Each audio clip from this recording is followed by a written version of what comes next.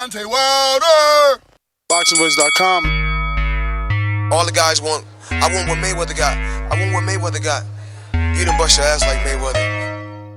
I was trying to fight every fighter. I sacrificed a lot Dazn Productions to get to where I got to. What do you bring to the table? Let's get this on. Let's do it. Well, it's like this. Wait. All right, that's it. Hold on. Bernard, everybody calm down. Man, you know how these bitches is in the sport. Total disrespect. Kid has no class, no style at all. I sacrificed a lot.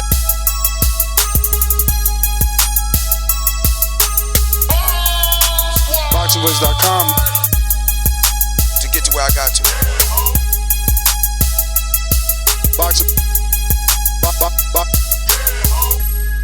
ThaBoxingvoice.com. Welcome back, ladies and gentlemen. Welcome back to another edition of the Boxing Voice Radio. I am your host, Nestor Gibbs. I will be flying solo today as we will be interviewing Hall of Fame, world-renowned promoter Bob Arum of Top Rank Promotions. He'll be on the show in just a minute. We were scheduled to go a little sooner, but you know how it is, show business. So we're going to head out into the background, get into the shadow realm, and get Bob to come back and talk some good old-fashioned boxing with you guys. So if you're interested, you know the number to call in, 1-425-569-5241. Press 1 one time. We're going to be talking about pay-per-view numbers. We'll be talking Wilder, Ortiz. 2, what's the truth?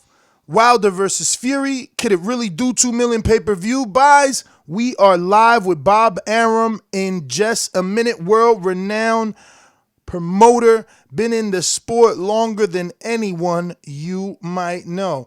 So, without further ado, let me head on out to the back. ThaBoxingvoice.com.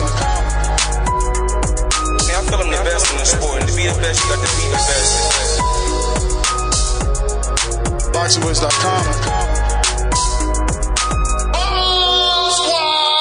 To be one champion, one face, one name. His name Deontay Wilder. ThaBoxingvoice.com. Just the fact that I've been one that you've done for long, it's why I'm here. 110%. There's no doubt in my mind. All right, ladies and gentlemen, without further ado, I bring you the promoter of Top Rank, Bob Arum. Bob, how are you? How are things going? Everything's going great, you know. It's got a great show on Saturday and getting ready to go to the Big Apple December 14th with this phenomenal triple header. Well, let's get right into Terrence Crawford, December 14th, the triple header. Richard Comey, Teofimo Lopez, Terrence Crawford taking on and defending his title versus Cat Velasquez. What could you tell the boxing fans about Terrence Crawford's mandatory challenger for those that might not know too much of him? He's a very, very good fighter. They call him the Mean Machine. He's a tough Eastern European. They're very, very good fighters. They have great technical skills, and they're warriors. So it's like a Mexican fighter with a great technical background. So they're not easy outs. They're tough. They fight to the end. You know, we've seen how many great Eastern European guys now. Beterbiev, Golovkin, the Botsik, Lomachenko. I mean, the Eastern Europeans are producing a lot of great fighters. Yeah, that cannot be denied. I mean, you have one considered pound-for-pound number 2 or number 1, arguably, Vasyl Lomachenko, an Eastern European that seems to take over fight fans, you know, with his style. What's next for him? Is he going to be in attendance for the December 14th fight, since it's said to believe that he gets the winner? That is correct. He will be there in Madison Square Garden on December 14th, and it is also correct that he gets the winner. Now, Is there a tentative date? I think I watched an interview with Teofimo saying that you guys might have things already planned for April for that turnaround fight for Vasil and the winner of Comey, Teofimo? That is correct. It would be in April. Yeah. Any particular venue you're thinking, or we just have a tentative date? We have interest all over the world in that fight. So we'll pick out the best possible place. It'll probably be out of the country and will be shown on ESPN on a Saturday afternoon. So it'll probably be in Europe. We have a big office from different places. All right. So that one will be on Europe. Now, I seen a couple of headlines saying that Bob Arum is planning to take Terrence Crawford to South Africa. That is a tentative plan, yeah, because in South Africa they're great boxing fans, and the guy they want to see over there is Terrence Crawford. Now, has there always been an interest from South Africa? Is this a market that can possibly be booming, or is this a first time you've heard of something like this? Well, before you were born, probably, I promoted some big events in South Africa. So I have a great love for South Africa, and the great president of South Africa, former president, obviously deceased now, Nelson Mandela, is one of the biggest fight fans that I've ever met. And he, even when he was in prison, we used to send him fight films from current fights. So there's a big tradition in South Africa to follow boxing. I mean, with this big fight happening in Saudi Arabia, South Africa sounds like something new and fun for boxing, a new market, maybe a ways to increase the economics in boxing. But speaking of economics and faces of boxing, we seen Deontay Wilder get a one-handed knockout over Luis Ortiz. Many seem to be linking him as the biggest puncher in history. I wanted to ask you your thoughts since you've been promoting the sport for so long. Could he go down as one of the biggest punchers in history? I don't think there's any question about it. I mean, he has concussive power with that right hand.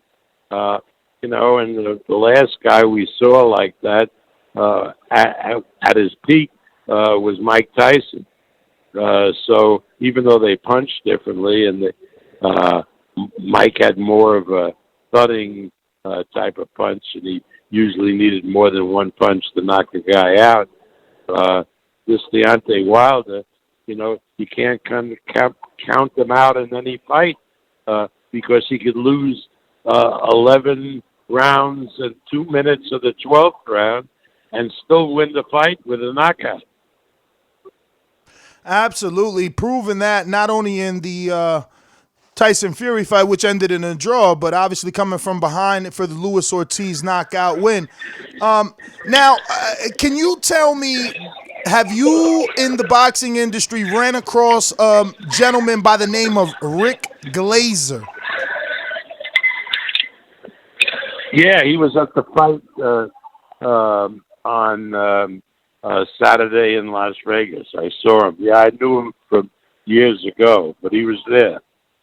So Top Rank does business with Mr. Glazer, or was that just a coincidence, him being at one of your events?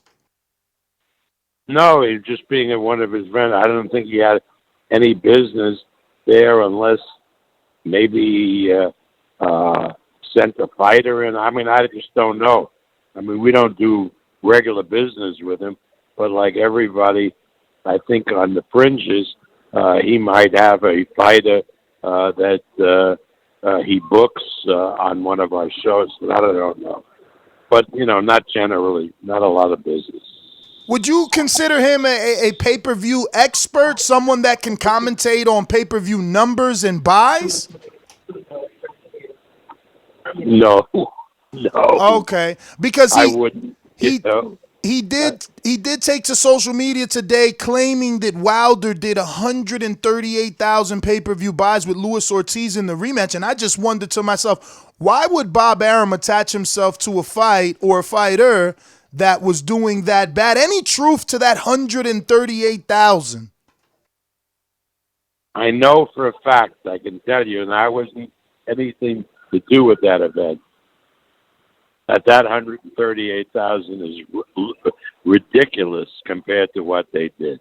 I mean, it may have been 138,000 on a platform like DirecTV or In Demand, but 138,000 is crazy. They did a lot better than that. All right. Well, thank you, Bob. You said a word there, In Demand.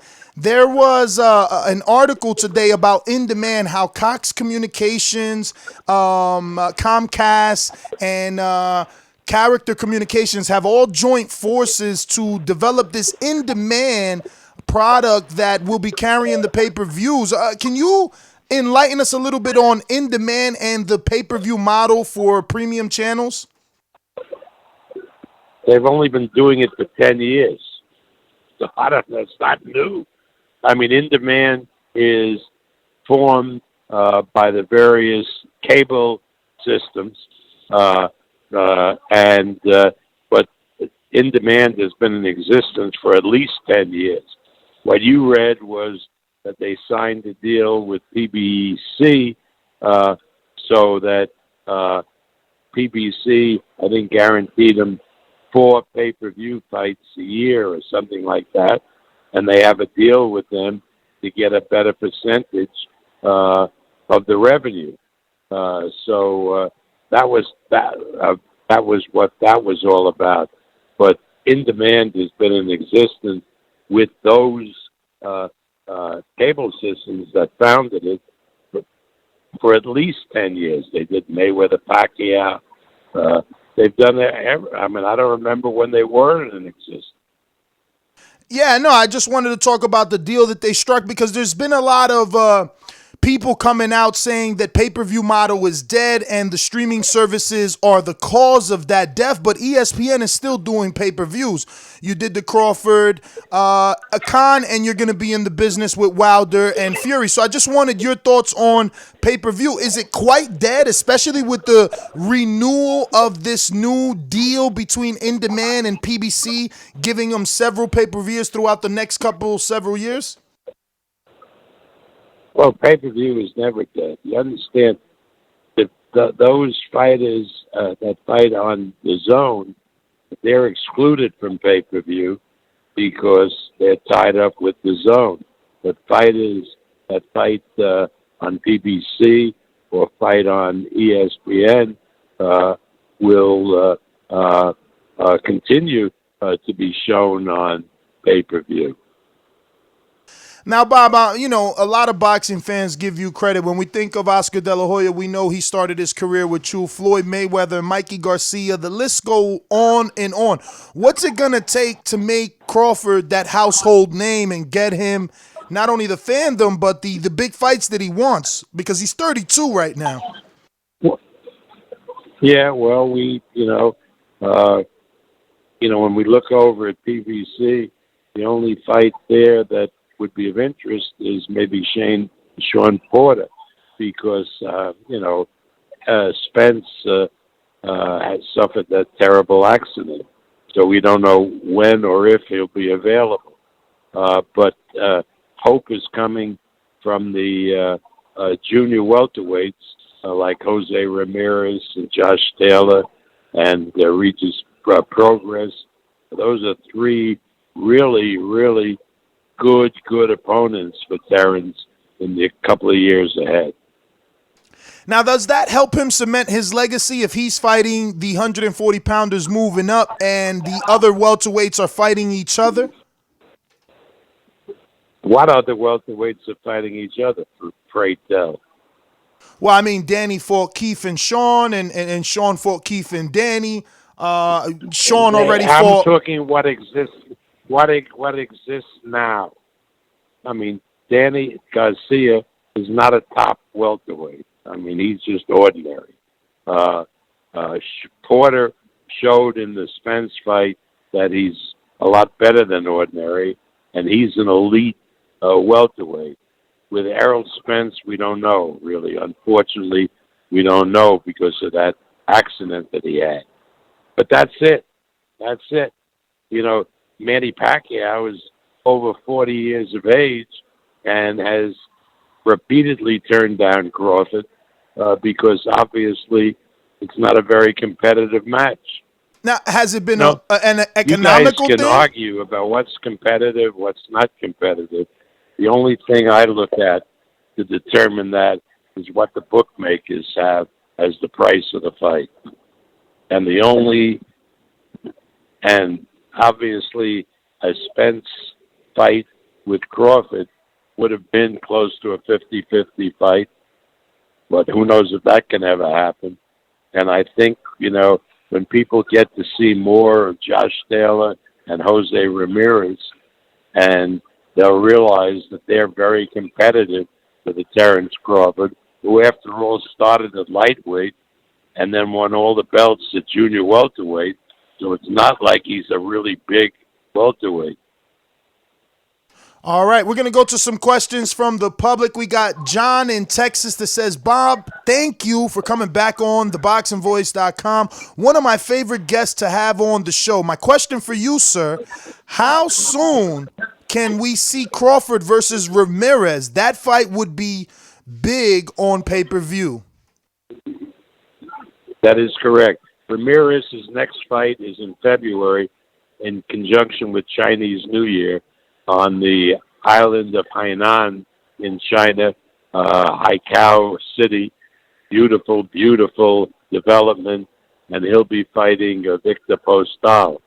That'll be shown here in prime time on ESPN on February 1st, the night before the Super Bowl. And after that, Jose has told me that he wants either Josh Taylor or Terrence Crawford.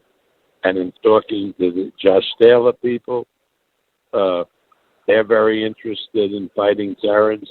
So I think Terrence is going to have a very busy 2020. Okay, we got the next one coming from Rod in the A70. He wants to know, with people putting out Wilder selling 138 pay-per-view buys, Fury only selling 5,000 to 8,000 tickets his last fight, what's your logic behind them selling 1.8 million pay-per-view buys in only 3 months? You have to realize that the market for fights,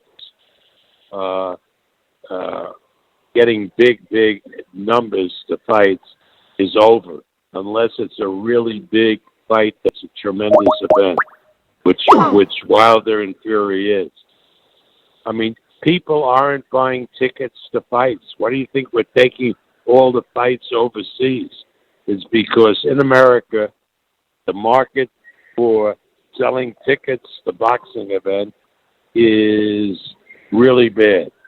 Boxing fans aren't buying tickets to events unless they're a huge, major event. They'd rather sit home and watch it. So we believe that the 138, we know the 138,000 number is ridiculous. We know that when Wilder and Fury fought last time, they did between 400,000 and 500,000 buys. And because now the fight proved itself, we're on our way to do well over 1 million buys. All right, Bob. I got another one coming here from New Zealand. L-Dog in New Zealand says, hey, Bob, thank you for taking out the time of your day to talk to ThaBoxingVoice.com. The WBA has recently mandated Busbutin versus Yuldani Urgas for the WBA welterweight world title. Is this a fight that you are working on making, interested in, or do you have other plans for Busbutin? By the way, I was really impressed with Busbutin, and I think he would make a great opponent for Bud in the near future. That's true. Busbutin is real. He's been fighting for us for a number of years. I saw that the WBA has mandated that fight. with Ugas. Ugas is a terrific fighter. So we look forward to making that fight. And then if the student comes through in that fight, it'll make him even more attractive an opponent for Crawford. Now, with Manny Pacquiao being the WBA super, is there any political way to mandate the Disputin, a regular champion, to face the super champion in Pacquiao? I don't think so. All right. We have. I don't think there is. Okay, we got Rockmont Ingram that says it was reported a few years ago that you've handled the reins over to Todd DeBuff. Is that the case? Because from the outside, you seem as active as ever in the top-ranked boxing business. Well, I'm as active as ever, and I haven't turned the reins over to anybody. And, as long as I can keep doing this, I'm going to do it. It's very enjoyable. For sure. We got Rue in the 504 that says, are we a go for Frampton versus Herring in Belfast? Yes. I don't know exactly when we can do it because Frampton has to get his hands evaluated. But we're looking right now for a stadium or an arena in Belfast to stage that fight. Lids Low in Decatur, Georgia says, will Bud Crawford re-sign with you or no? If he does, can you get him fights with those top fighters on PBC? Seriously, I'm asking because we, the fans, want those fights. Well, Bud's contract with us probably extends past the time that he'll retire.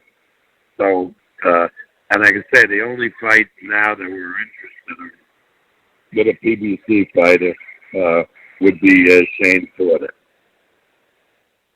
Sean Porter, but Bob, Porter. just to be clear, you're saying that Bud's contract does not end anytime next year, 2020, because there is a assumption on the internet based off an interview with Brian McIntyre that the contract might have been up first or second quarter next year, 2020. No, that was the original contract. That was extended. No, the answer is I'm sure that Womack was misquoted. Wow. So Crawford has how many more years with Bob Arum in Top Rank, in your opinion? Well, I hope that I have as many years as Crawford has with Top Rank. But on paper, you have the next 4, 5, 6. I don't know, but it's a lot. It's a lot more than 2020. Well, thank you, Bob. That is very interesting information. We have P.G. Darrell. I watched football on Saturday, and I didn't see one promotion for Terrence Crawford upcoming fight on ESPN. What gives? What gives is the fight's not going to take place until December 14th.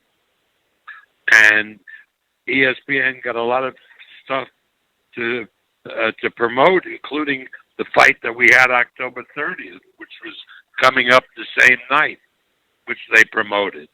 When you see the promotion they give for the Crawford fight in Madison Square Garden, but on the big weekend for college football, the conference finals, which ESPN, ABC are doing a number of them, where do you see the promotion they give for December 14th fight of Terrence Crawford? All right. We have Matthew in Texas. Will there be any crossover fights between Top Rank and PBC on the Wilder versus Fury undercard? That we're having a meeting this week to lay out the undercard, and I can give you a better answer. All right. We have Andre in New Jersey says, good afternoon, Mr. Arum. Hope all is well with you. You have been blessed to promote fights around the world. Do you feel Saudi Arabia is a location that will continue to host boxing long term, or do you feel that that location is a novelty site instead of a staple location? All the best. Which country is that? Saudi Arabia. Well, I don't know. Let's see how the event comes out. And I mean, I understand they built a beautiful new arena in Saudi Arabia, which is going to be the site of the fight, Joshua Ruiz. And let's see if what their appetite is for fights in the future. But if their appetite is increased, or the event was a success and they want to do more fights, then we'd be well prepared to do fights there. We got 7 in California that says, what do you think of PBC allegedly denouncing the WBO and IBO, and why is there so many damn belts? I don't know why there's so many damn belts, but for me, the WBO is one of the best of all the organizations. And I don't know why the PBC would not recognize the WBO when, as I said, for me and for a lot of people, they're one of the top organizations.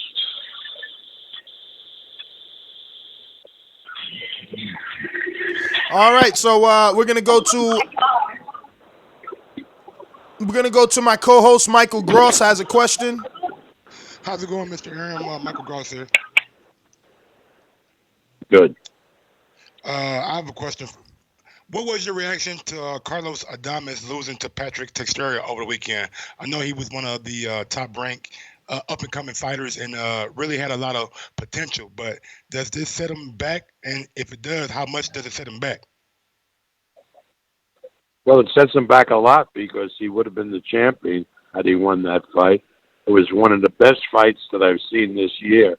Both guys really fought, and that Brazilian kid, Teixeira, showed balls that was amazing because at the first 6 rounds, Adames won 5 of them in my card.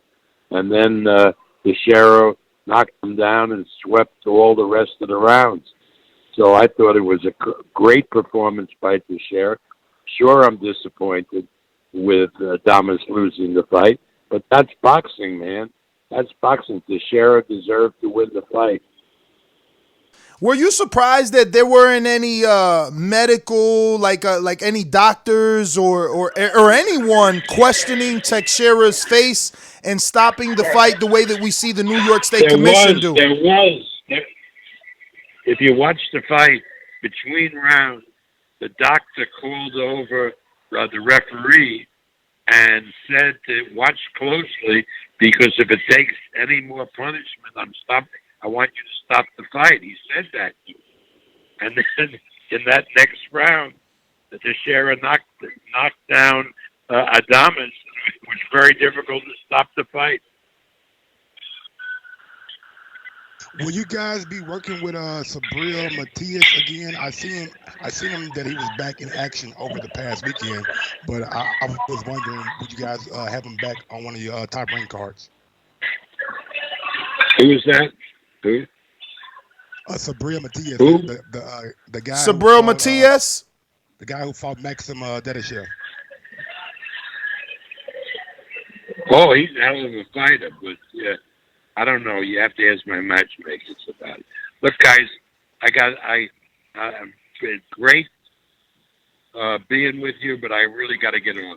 No problem, Bob. Thanks as always. We'll pick it up next time. Well, there you have it, Bob Arum. Damn, we didn't get through all of the public's questions. Maybe next time. He is one of the top promoters in boxing. So the truth is, whatever time we can get with Bob, it's still a pleasure to be speaking with, like I like to say, one of the guys that promoted Evel Knievel, and now the promoter that's going to promote Deontay Wilder and Tyson Fury. Well, Mike, once again, we've done it.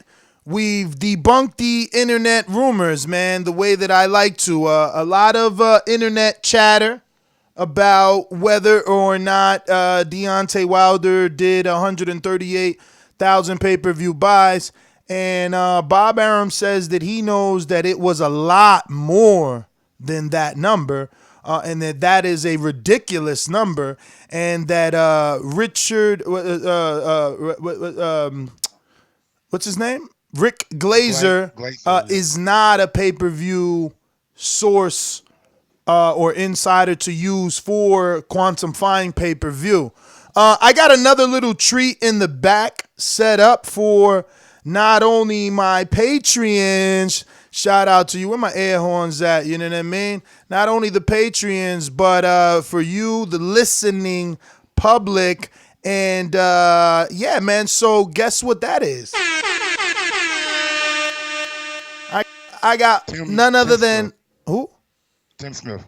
You know, it's funny you even say that. That's crazy, Mike. That's a little spooky. I'm going to have to find out with Apple if you don't got a copy of my texts. But I was texting with Tim.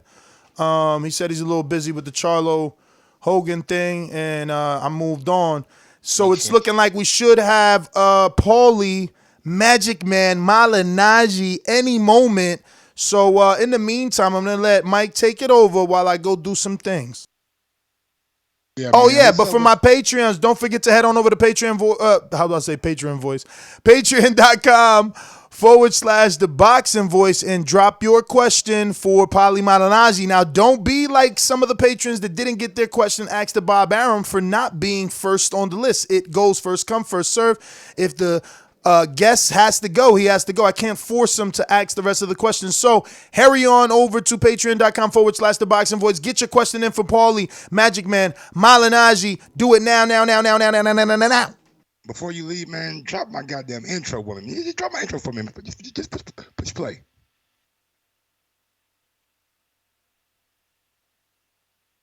I speak it, believe it, receive it. Speak it, believe it, receive it. Speak it, believe it, receive it. I can't say it enough. I speak it, believe it. Windows 2 attempts, handed bands over. Sicko hit, shot and miss. 2 to stand over. Breadwinner, huh? Look who in the building.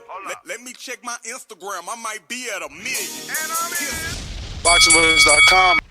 Breadwinner, look who in the building. All you hating ass Wilder fucking haters. Yo, turn me up in your headphones, B. Turn me up in your headphones. I'm loud, but that's how loud you want to get. I want you to get just a little bit loud over here. How about that, you know what I'm saying? But yeah, for all you Wilder haters, you know what I'm saying, who really thought that 2,500 was real, the 139 was real, man. Look here, man. You can't be relying on these internet sources without some concrete evidence.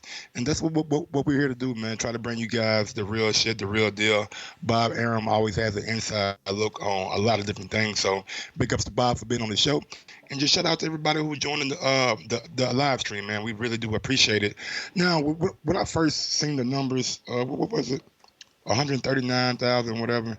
I'm like, you know, I didn't really give it much thought or much anything, because when I look at those kind of sources, if it's not coming from ESPN or Boxing Scene or somebody who has a legitimate inside, then everybody else is just guessing and trying to be first and trying to have clickbait for you guys.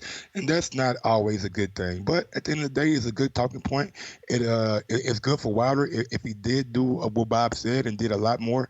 And it's good for Wilder Fury, because that pay-per-view is going to be even bigger with those two personalities going at it. So, yeah, what's going on, Ness? Nothing, man. Just shot Paulie a text, see if he's ready for me to call him up. And, yeah, man, just here, listening, seeing what's what. Oh, shit. One thing that Bob did say that I really have an issue with, you know what I'm saying, and I'm glad Bo Mac, you know what I'm saying, gave me the same kind of answer that I was looking for. Bringing up 140 pounders, man. Come on, Bob. Like, get them guys, let them guys build up at 147. Don't throw them in there right away with Terrence Crawford. You know what I'm saying? Like, I know it's a belt. You know what I'm saying? And they want to be two-way world champion, but sometimes you got to deserve your shot. And the only person out of that thing that really deserved the shot should be the winner between Josh Taylor and Jose Ramirez. Everybody else, and I really don't even like that, because is They haven't done anything at 147 yet. You got to make an offer to Sean Porter. I know you. Well, I mean, are you happy? He's been talking. It's looking like they're doing some deals. We gotta get Ken on now. Let me hit up Ken and see what's shaking, because that shit sounded too promising. Now all of a sudden, Sean is a great fighter. So much so he keep mistaking him with Shane. You know, he's like Shane Porter. He changed his name. A couple months ago, when I believe I seen an interview. I think it was Ron G when he was still here. He asked Bob about Sean Porter. He was like, "No, man, I think Ugas a better fighter than him. Sean Porter's not a very good fighter." So glad to see that his tune has changed about that. But one thing that I have to say, I still think Danny Garcia is a player in the welterweight division. Maybe not one of the elite welterweights, but he definitely is at the top and has a chance to be elite again. So for Bob to say that they're not really worried about Danny, I didn't really like that. You know what I'm saying? I think Danny is a credible opponent. He said no one on the PBC side is worth it besides Shane Porter. He said it's unfortunate that Earl's hurt, so the only other guy that's valuable is Shane Porter. Danny is not. He said Danny's not a top welterweight. What happened to the good old days when Floyd Mayweather fought somebody, then Manny Pacquiao fought him? Like, why we ain't fighting Keith Thurman? Bruh, you know what you missed? Why we ain't fighting Ugas? You know what you missed? I know you heard it because I know how you do, but you missed him telling you that Crawford is in a contract for the rest of his life.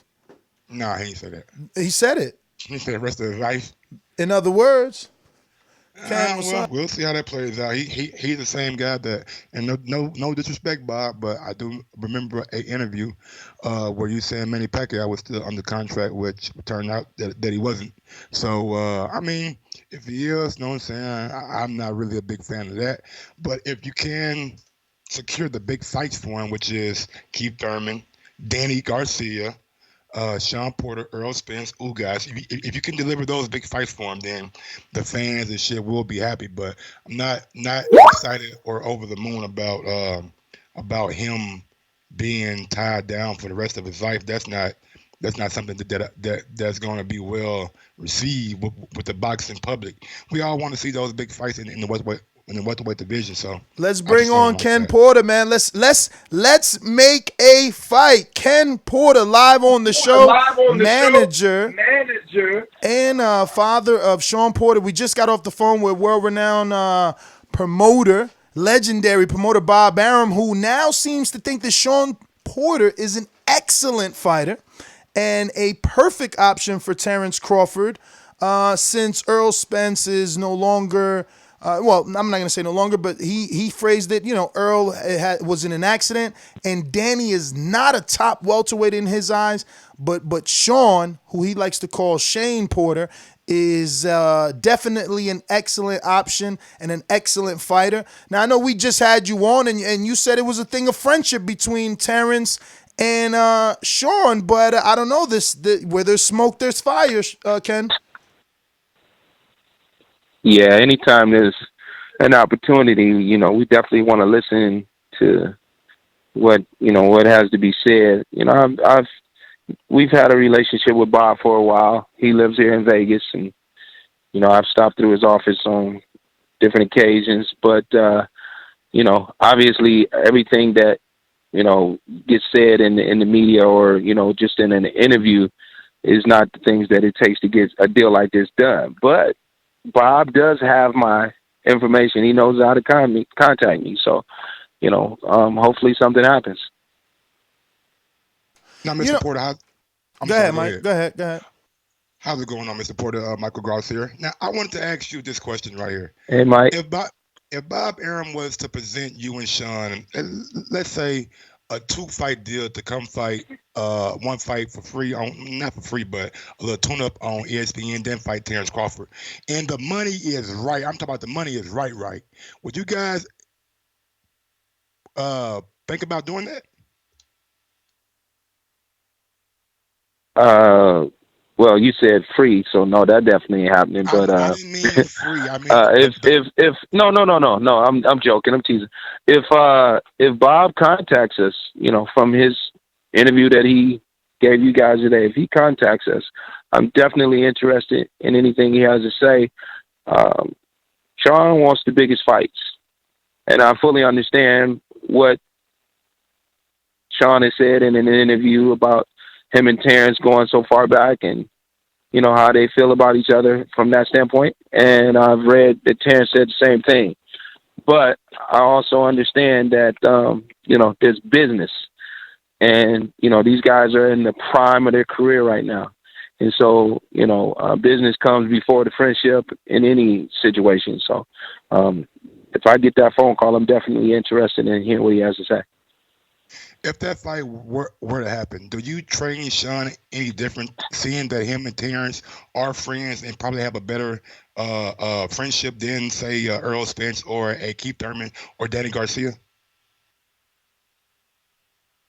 I don't train him differently because of, you know, them knowing each other. No, nothing like that at all.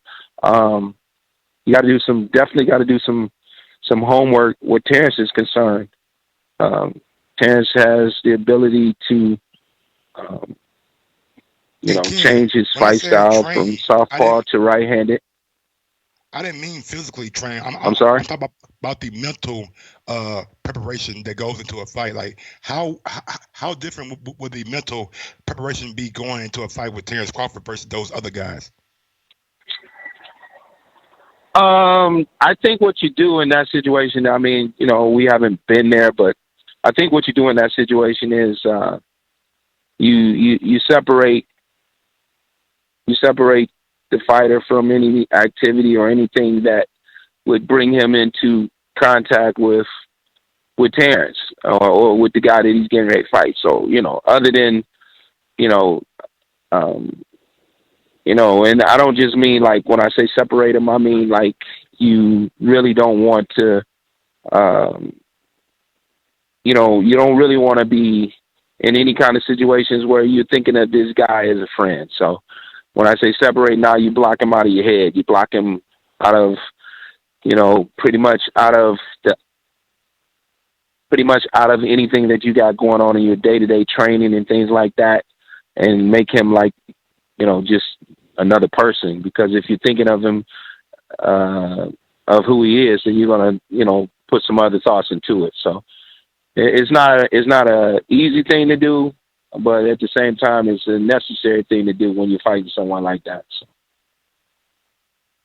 So Ken, I wanted to get your thoughts on a few subjects we didn't get to speak to you about. You know Devin Haney very well, but before switching to him, Mike, remind me to talk about Haney. Let's get your thoughts on this. Do you know A1 Rick Glazier? You asked me about that before. I don't know Rick. I don't know him. Okay. No, I do not. All right, because now there's a new pay-per-view. Not come in contact with him. There's a new pay-per-view Wilder Ortiz alleged number that Bob Arum does not believe is real. I just wanted to get your thoughts on a possible Wilder doing only 138,000 pay-per-view buys. Do you believe that could be real? I haven't heard anything about the pay-per-view numbers from anyone that I could rely on as far as, considering the number count to be legit. So I haven't spoke to anyone about that, or I don't have any knowledge of it. So, okay. So, next question is your thoughts on Bob thinking that Wilder Fury 2 can reach 2 million pay-per-view buys. I don't know what the numbers were on the first one, and I don't know. Do you know what the numbers were on the first one? 325. Okay. You want to be optimistic, and you want to think in a positive, world, a positive situation that they could max out at something crazy like that. I don't know that's going to happen for so many other reasons. You got the NBA, you got the NFL, you've got Major League Baseball, you got all these other sports that people can choose from. Maybe just from the standpoint of the first fight that they had, you can build and go from there and be, more realistic and say maybe 1 million buys. But 2 million, But, that's what a promoter's supposed to do. The promoter's supposed to sell it. Bob Arum just saying on this show that Crawford has re-signed and, he should be with him until he finishes his career. I didn't know anything about that either. That's the first I heard of that. I mean, me everyone neither. makes a decision based on what they think is best for what's best for their business. So, I'm quite sure that Terrence did what he thought was best for what he had going on, and we don't know the ins and outs of a deal like that. Maybe it's something that is not going to be released as far as numbers or anything that Terrence may have seen that's a great situation for him. So each person has to, base that on what's best for them. And, so I personally didn't think that would be a good situation, considering that the other welterweights are, not in contact with him as far as, relationship wise. With all the hoopla that's going on with Saudi Arabia, and we had our old classics back in the day, like Thriller and Manila and Rubber and the Jungle, would you guys ever consider fighting in Africa? And the reason why I asked that, we had Bob Arum on, said that he has good ties with Africa, and he's considering putting Terrence Crawford over there to fight in South Africa. Nah, that's not something that's open for consideration for me. No. Again, that goes back to the same thing I just said. Everybody does what's best for them in terms of business. I mean, is there any particular reason why, off the top of your head, I would want to go to Africa? No, there's not. I've been there before. There's no reason for me to go back. As far as who we fight next and where that fight will be, I would say it would more likely be, in the United States, in some, venue that we can, be sure of, instead of a far off away place that we've never visited. Ken, man, my last one is, can we expect you to maybe, I don't know, put in a text to Bob, or will you wait for him to contact you for something like this, being as though you said, normally things don't really happen from interviews and stuff like that? Well, if it's legit, and he was just on your show and it's legit, then I guess he will be calling me, won't he? I mean, but he's still 84, got a lot to do. He's going to a fight Friday. Then he said he wants to watch the Saturday fight. Then he's got Crawford on December 14th, so he's got fight week on that Tuesday. He'll be pretty busy. He's also got the Jesse Hart down there in Atlantic City. He's got Clarissa Shields, I think, is on that undercard. I'm not sure, but yeah, I mean, hey, shoot him a text, man. He's good with the text, I'll tell you that. Wait a minute. Terrence Crawford is his number one fighter. He's too busy to make a phone call for Terrence Crawford. And I understand he's got a lot of stuff going on. And I feel the same way about it. I know when the weekends come, my life is all about boxing and everything that's going on with it. So I get locked into that as well. So I just want you to remember. I just want you to remember that I think that you can capitalize on a situation where they don't have inventory. This is my second interview in 14 days with Bob, and he's telling me Josh Taylor, Regis Prograis, and Jose Ramirez. There's no inventory, so because of the shortage, I think that you can probably, get a significant purse due to the desperation of the necessity of a real welterweight on his resume. Definitely. Well, like I said, he's got my number. His assistant has my number. The person that takes care of all the business for him has my number. They know how to contact me. Maybe they were just doing an interview and saying some nice things about Shane Porter. So I don't know. We'll see what happens. Everyone knows that, we're interested in taking a big fight with whoever's out there. So it doesn't matter who. We're definitely interested. So, and it's a good situation to be in when, someone like Bob says your name in an interview. Maybe he'll call us. So we'll see what happens. My last question is this: We got a fight coming up on December 14th, Teofimo Lopez and Richard Comey. Now, my heart is telling me Teofimo, but my head is telling me Richard Comey is not somebody to be overlooked. What are your thoughts on that upcoming fight? I would go with T.O. We've actually been in the gym with T.O. I know his dad. I know him. And I have no doubt that he'll be successful in that fight. It's not an easy fight. It's, Richard Comey is a tough fighter, but T.O. is probably that much. He's ready for this fight. Yeah, he's definitely ready for this fight. I've seen him over the course of the last 2 years, and he's really grown as far as his maturity in the ring.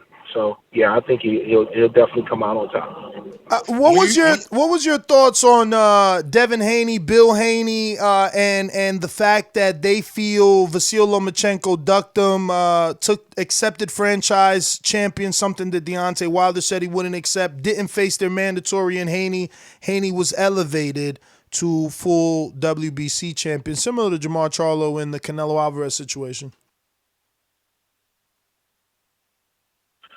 I don't know anything about that. As I said to you last time we did an interview, the franchise thing has me questioning what's going on with boxing. I need someone to give me a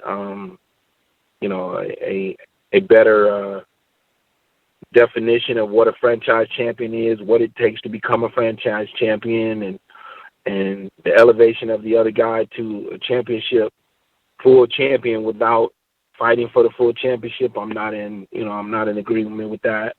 Love Devin, love his dad, and happy for them from that standpoint. But, what happens with the next person that gets elevated like that, or if someone else gets elevated like that, and there's really no answers to why they're getting elevated. It appears to me that someone did something that was best, for business and not necessarily what was best for the boxers that were involved in it. I mean, at the least, couldn't we have just said,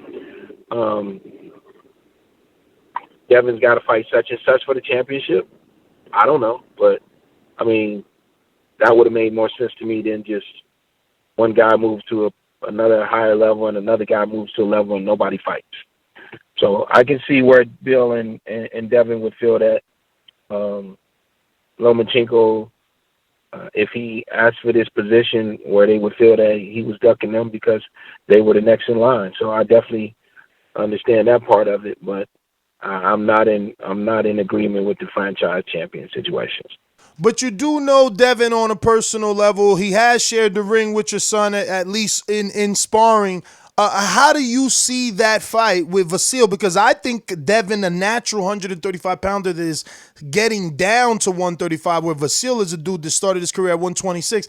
Devin is the bigger man on a side-by-side picture that I have seen. I've seen Devin personally. I just think he's a bigger, stronger guy. Watching Pedraza do what he did to Vasyl, watching Jorge Linares drop Vasyl, I'm looking at Devin with that youth, 20 years old, his accuracy. But again, you've been in the gym with him. You know how good he is and where the potential is at. What did you think, or do you think, of that possible matchup if it's ever to happen with Vasyl and Devin? I'm rooting for Devin. Listen, I'm supposed to be in the gym sparring in about 3 minutes, guys, so I got to run, but I appreciate the phone call. No problem. Thank you, Ken, as always, man. We appreciate the spontaneity. Thank you so much for jumping on the show. We're going from one to another, Mike. I'm going to go ahead and drop off there with Ken and just go ahead and add the Magic Man, Mr. Malik Naji. The Magic Man, okay. He always outspoken, so definitely gonna be a good time talking to him. Isn't he just coming back from Italy or something like that? Yeah, quite possibly, Internationally known, you know what I'm saying? Paulie out here. Mr. International. Everywhere. Yeah, Mike, so I still ain't get your thoughts, man. How you feeling, man, hearing the news, man? That's some sad news. We got to get Bomac back on. You should text him right now, like, yo, we just got off the phone. And Bob said this, bro. I thought you told me this. Like, I don't know why you ain't doing that. That's how I did Ken right now. He jumped on. Like, don't be afraid, man. Don't be afraid. It's all goody good. Hey, man. Action you shall receive. But yeah, my thoughts. If they literally really signed up and they really read up without even entertaining other offers, then that is not something that I'm a fan of. But I mean, everything your fighter does, you can't be a fan of, right? You know what I'm saying? I'm not going to say I'm not supporting Terrence Crawford anymore or anything like that, but I can say that if what Bob says is real, because let's not forget, like I said earlier, Bob still thought he had Pacquiao and he didn't.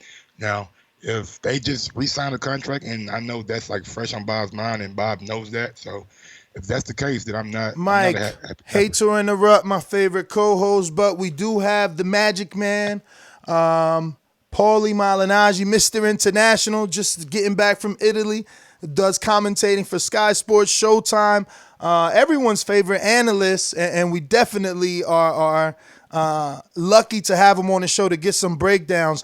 Paulie, Magic Man, Malignaggi, how are you? And thank you once again for taking out the time to interview here on the Boxing Voice and giving us this opportunity. You're welcome, guys. How are you? Good, man. Excited. Fight week. Wilder. Go ahead. Mike has something. I'm sorry. Yeah. I just want to know what I'm saying. Let's take it by a progression. You know what I'm saying? We ain't talked to Paul in a while. There's been some fights that happened. The most notable fight that happened, you know what I'm saying, the biggest fight that happened, we were kind of there for, Canelo versus Kovalev. What was your reaction to that fight? And is Canelo like the best fighter in boxing now? I think Canelo's in the conversation.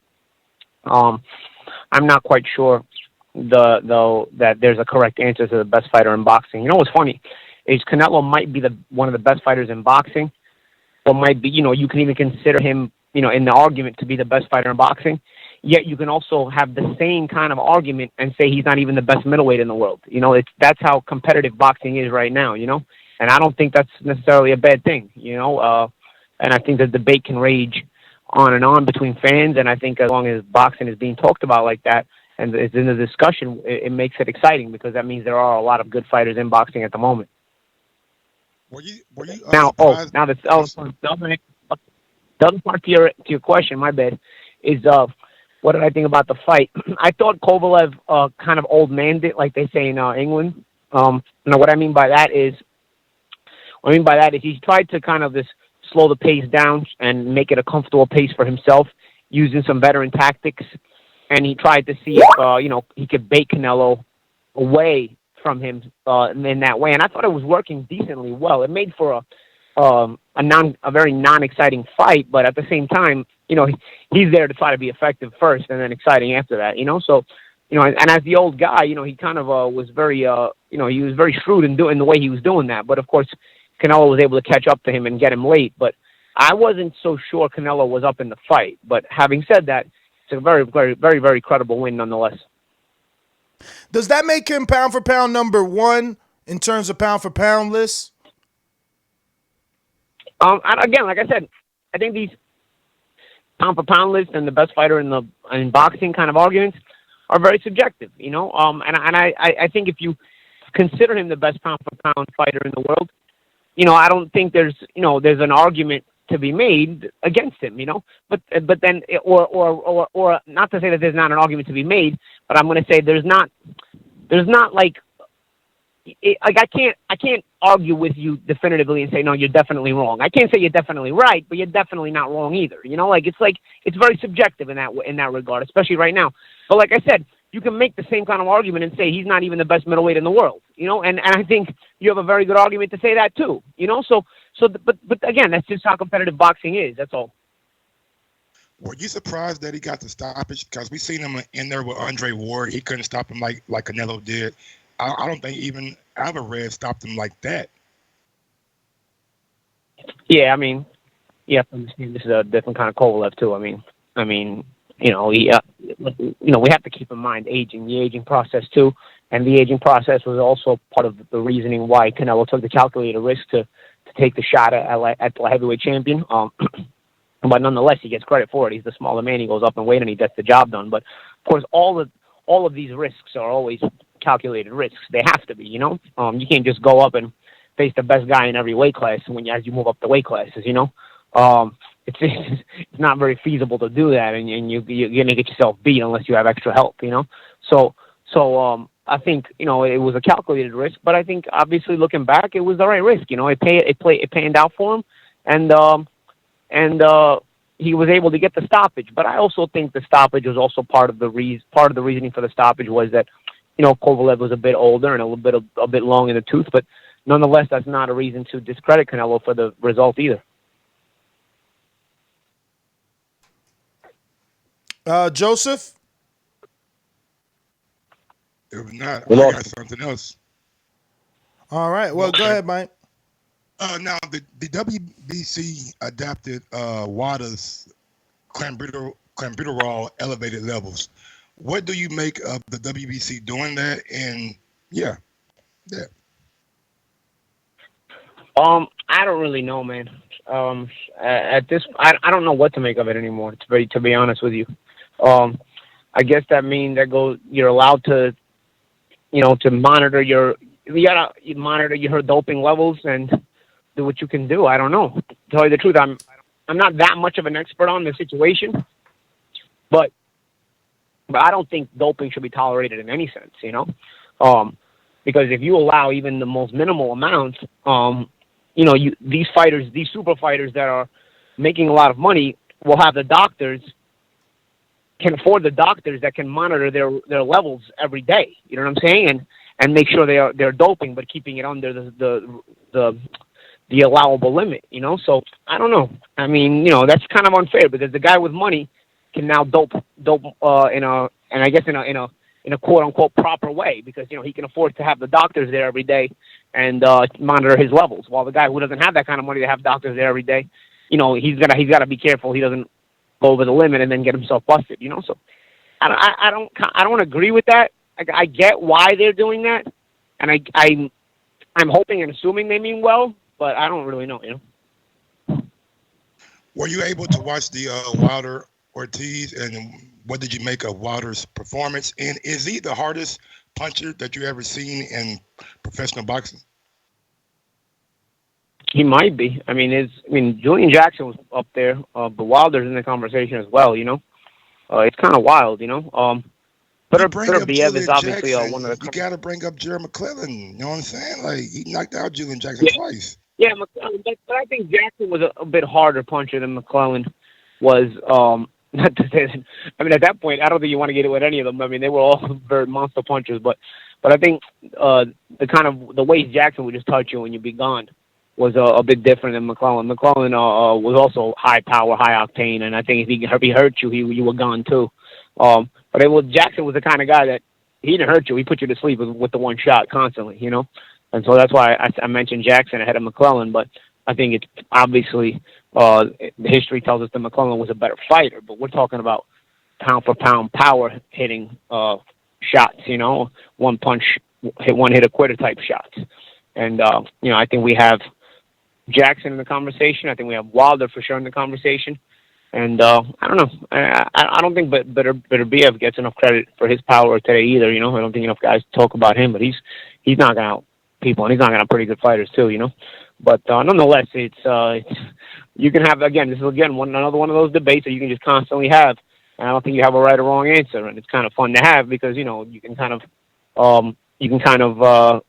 go back and forth and kind of discuss power hitters like this, But I thought Wilder's performance was a disciplined performance, but I think he needs to be disciplined in a manner where he can win rounds too, And what I mean by disciplined is his positioning was not all over the place like it sometimes winds up being as the rounds progress. I think as rounds progress with Wilder, you wind up seeing a round or two here and there where he's all over the place and he kind of got to get himself together. Not to necessarily say that he gets hurt, but he's kind of slipping punches in weird, awkward ways, and he's going off balance and he's flailing. I think we saw a more composed Wilder this time, so you can kind of see the improvements, and you can kind of see he's kind of falling into his own identity in the kind of fighter that he is. I just want to see him be able to add the ability to win rounds to this. His positioning is certainly a better sense of positioning, a more disciplined sense of positioning. I just want to see him be able to win rounds now, because it's one thing to not be able to win rounds against Ortiz who's actually a shorter guy, but of course being a southpaw nonetheless, it makes him a bit awkward. But Tyson Fury's jab is just wicked. It's wicked. So if you can't put yourself, and it's the kind of jab that actually will eliminate your positioning. It will ruin your positioning, even if you're a very disciplined position type of fighter. Fury's jab is the kind of jab that wrecks your positioning consistently. And Wilder is very much based on his proper positioning to let go of the right hand from the distance he wants, and to get the leverage on it that he wants. So while I think Wilder is a force to be reckoned with, I still want to see these improvements for the Fury fight. The thing about the Fury fight is, for me, I don't think there's a question. These guys are both 1 and 2 in the heavyweight division right now. I don't think there's a question. Fury and Wilder, for me, without doubt, are the 1 and 2 heavyweights in the world, regardless of how you see it. But nonetheless, I think the adjustments have to be made more from Wilder's side than Fury's side, although both do need to make some adjustments. Did Wilder's opposition after the Fury fight hurt him or help him, right? And same thing for Fury. Was it good for them to go into Brazil and Ortiz and Schwartz and Wallin? I don't think it hurt them. Honestly, I don't think it hurt them. I think it kind of sells the fight a little bit more. Fury, I kind of can't fault Fury because I felt like he got robbed in the fight, and I think most people felt he got robbed in the first fight. So he had to find a way to go protect himself. And in order to protect him, he had to go sign with a big-name promoter and say, so if the rematch happens again, he has the protection of a big-name promoter so that this doesn't happen to him again, the result that happened in the first fight. Because if he just kind of walked into the rematch immediately right after, he's walking in to the Lion's Den again. You know, he's the B-side, he's not with the house promoter and all of that good stuff. You know, obviously, as a challenger, you're always the B-side. But what I'm saying is now with a big-name promoter, you're kind of making it more of a co-promotion than you are the champion versus just a good challenger. You know, now it's more of a co-promotion where the big guns are not only inside the ring in terms of Fury and Wilder, but also the big guns are playing each other, playing chess outside the ring in terms of Top Rank and PBC. You know, so I think Fury kind of had no choice once that result came, that he had to protect himself with the outside the ring business as well. But I don't think it hurts them in the end because they've both won since then. Fury kind of does what he does. He doesn't really look great against subpar opposition. He kind of lowers himself to the level of opposition that he fights. But then we see every time he raises the level of opposition, he's a force to be reckoned with, you know. And Wilder does what he does as well. If you're not on his level, you're going to sleep, and that's what guys do, you know. So I think it just made people salivate for the fight more. I think it's going to be a good sell. And in the end, all's well that ends well, and they're both undefeated going into the rematch. Hey, Paulie, this is Joseph Rodriguez here. My question for you is: you were one of the people I heard mention the height of Fury maybe being a problem for Wilder in the first fight, as opposed to him normally punching down, he was punching upward. That could affect the power. Is that something you still think? Because I noticed in the first fight when he was able to drop Fury, it was when Fury was kind of crouching down. So do you think that did have an effect, and will it have an effect towards the rematch? Well, I think that's just science in general. I think it's just anytime you're punching down, you're getting more leverage on your shots, you know? So I think that's just science in general. But I think that the height of Fury more so bothers Wilder because Fury's height is combined with a very, very rhythmic jab. You know, he changes speed on it, he changes rhythm with it, and his body language is hard to time, you know? So I think the height combined with the jab is really what prevents Wilder from being the fighter that he wants to be. And that's where the adjustments have to be made from Wilder. Wilder is usually the guy dictating with the left hand. We saw in the Ortiz fight, he may not have been winning the rounds, but he was still very comfortable setting his distances, and he was never in trouble despite probably losing most of the rounds, if not all the rounds, you know? So you're always in trouble with a guy like Wilder, even if you're not putting him in a position to panic. And Ortiz, although was winning the fight, never really had Wilder in a position to panic. So Deontay, now who is a veteran and is not only a good fighter, but he's a veteran, was able to keep calm the whole way. And honestly, from his body language, if you look at Wilder's body language in that fight, it's like he felt he was going to win the whole time. I mean, I never saw a sense of panic in Wilder the entire fight, despite me feeling like he was losing the majority, if not all those rounds. And to me, that's a confident fighter, not only in his power, but also in his ability to set up his power.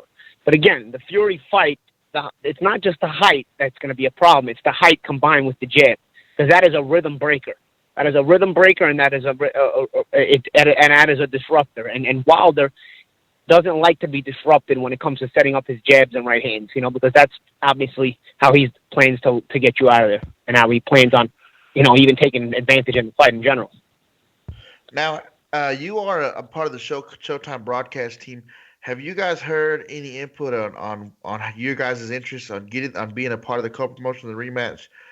Brian Custer came on and told us that it would be a pretty big battle between Fox and Showtime to pick up the other half of that fight. What is there any knowledge that says how much interest you guys have over at Showtime?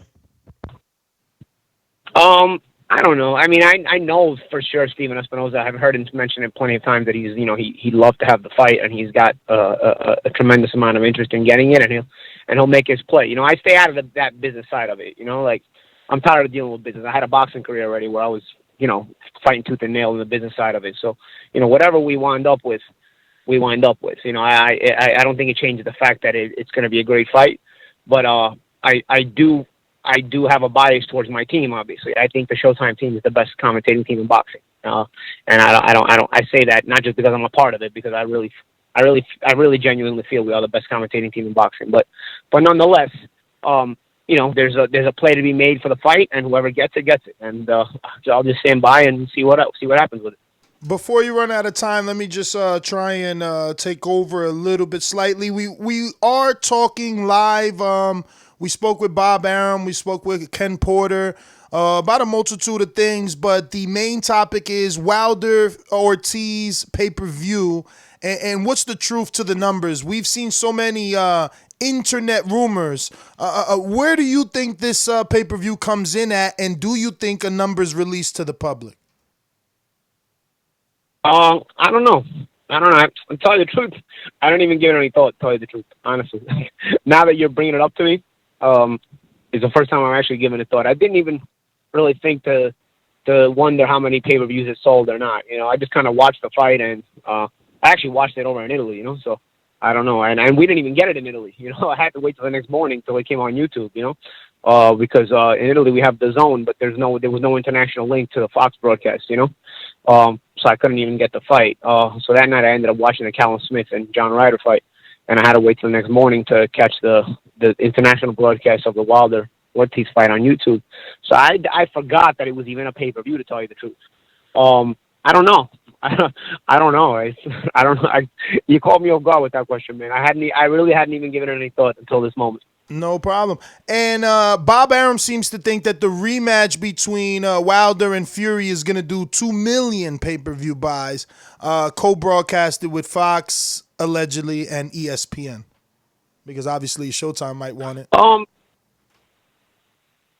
Well, I think, listen, I think 2 million would be a great number for the fight. I think the fight deserves 2 million, to tell you the truth. I mean, I think, again, I'll say it again, I think they are, bar none, the two best heavyweights in the world at the moment, So I think the fight does deserve 2 million views, but I would say it probably comes in between 1 and 1.5 if I had to try to predict 1 and 1.5 on the U.S. level. Then I don't know about the rest of the world, But U.S. pay-per-views, I think between 1 and 1.5. If it does 2, I mean, it's more than deserving of it. But for me, it should do as many as possible, because I think it's a terrific fight.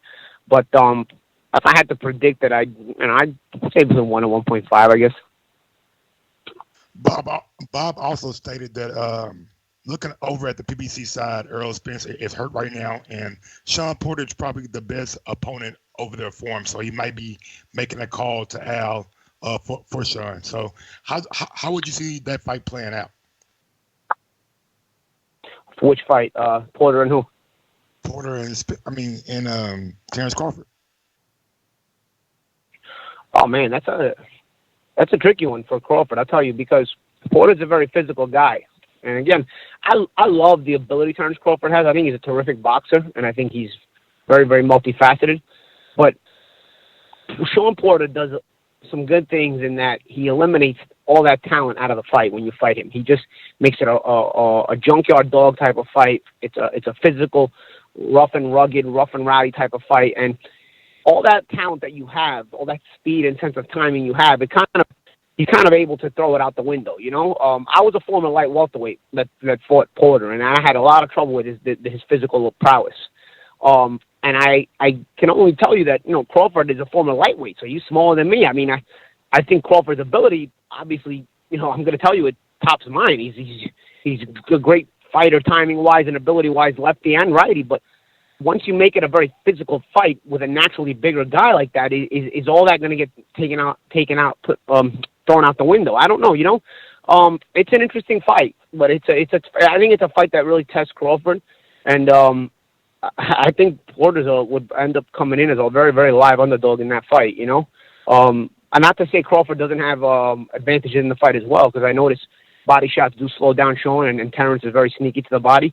But then again, so was Errol, you know, and still that fight was tooth and nail, you know, for a tooth and nail. So I don't know. I question Bob's legitimacy there and really wanting to make that fight. I don't know. I would be very surprised. I'll be honest with you. I think it's great to talk about if you're promoting Terrence Crawford, but I don't know if you're promoting Terrence Crawford if you want that Sean Porter fight. I'll be honest. All right, Paulie, so we got some questions from the people before we run out of time. But before we get to that, we do want your AJ Ruiz 2 breakdown. The fight is in Saudi Arabia. What people might not know is that AJ, since landing, has been training in an outdoor ring where Andy's training indoor. Keith Idek is reporting it's going to be like 50 degrees for the fight. Does any of that matter? And what's Paulie Malignaggi's breakdown of this fight? Honestly, 50 degrees, I mean, you know, they'll probably be a little cold, but once they get in there, I think it'll be fine, you know.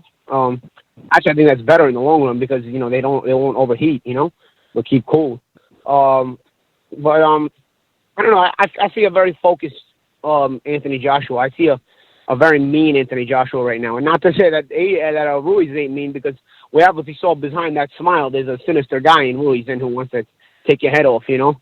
But if I had to predict it, I'd probably go with Joshua in the rematch in a fight where both guys are going to show their ability to make adjustments and be good fighters. But I also think AJ comes in with a more careful approach. I don't think he just comes in and bombs away. And the only reason that you're not working that fight is because Showtime has the Charlo and a Hogan, right, that night. Yeah. I was called by Sky Sports. I was called by Sky Sports to work in Saudi Arabia, but I have to work the Charlo Hogan fight. Damn, you didn't feel like there was nothing you can do? Your agent, like you didn't think that was a part of history? You wanted to be there? Priority, man. Showtime take priority. Yeah, Showtime, exactly. I have a contract with Showtime to take priority. And to tell you the truth, man, I'm at the point where, you know, we missed out on a lot of fights this year at Showtime. So, you know what, I'm not really going to tell you, like, oh, it's a part of history. Bro, if you're paying me and I have my contract with you, that's who I'm loyal to. You know what I'm saying? And my loyalty is to Showtime. They've treated me well through the years. They've dealt with my shit because, you know, dealing with me is not always easy. And, you know, wherever they go, I'm here, you know. But, of course, even if that was not the case, I have a contract with Showtime. And even if I wanted to go to Saudi Arabia, I could not go to Saudi Arabia.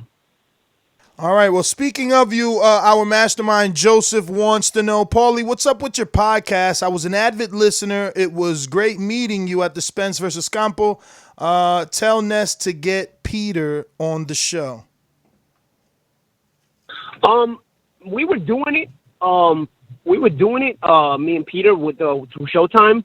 We were doing it again. We brought it back this year, but I don't think anybody knew it existed. I don't know if the marketing wasn't good or whatever, but I knew it existed. It just didn't.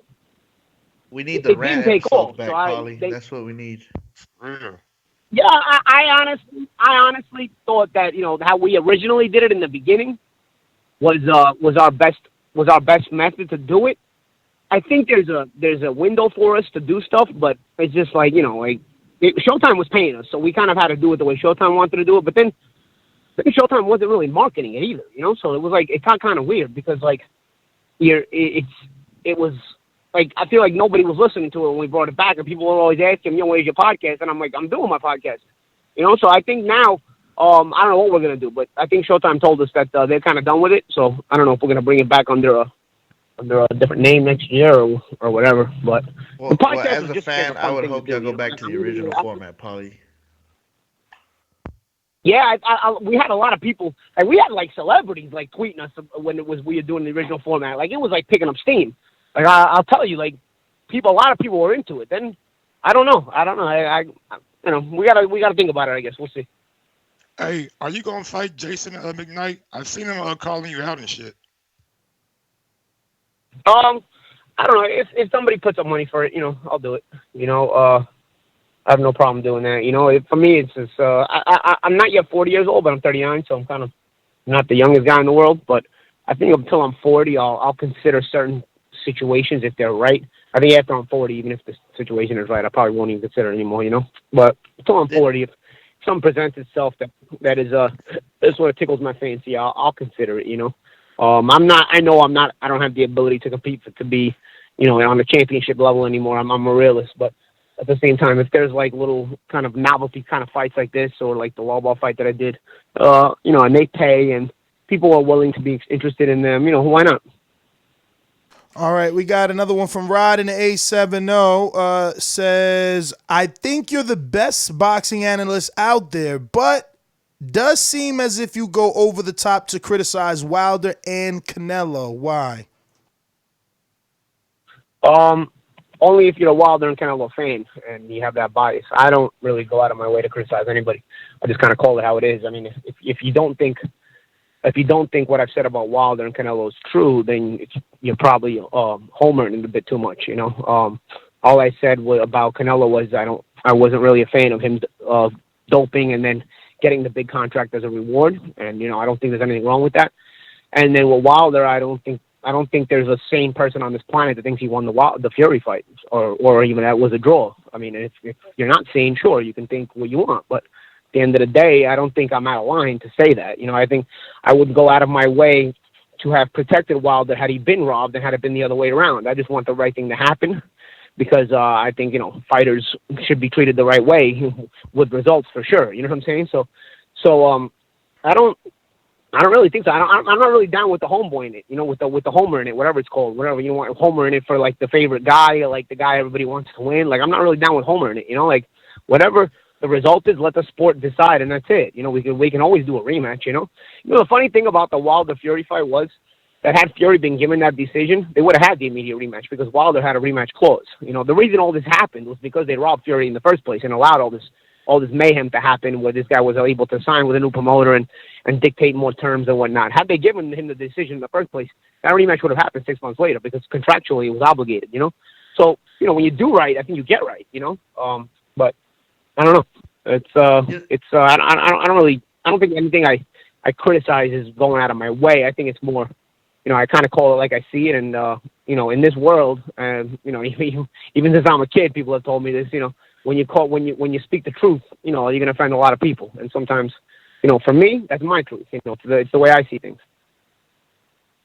All right, we got 7 in Cali says, are you concerned that the cut above Fury's eye wouldn't be 100% by February 22nd or even fully healed to spar properly, you know, for Fury and Wilder fight?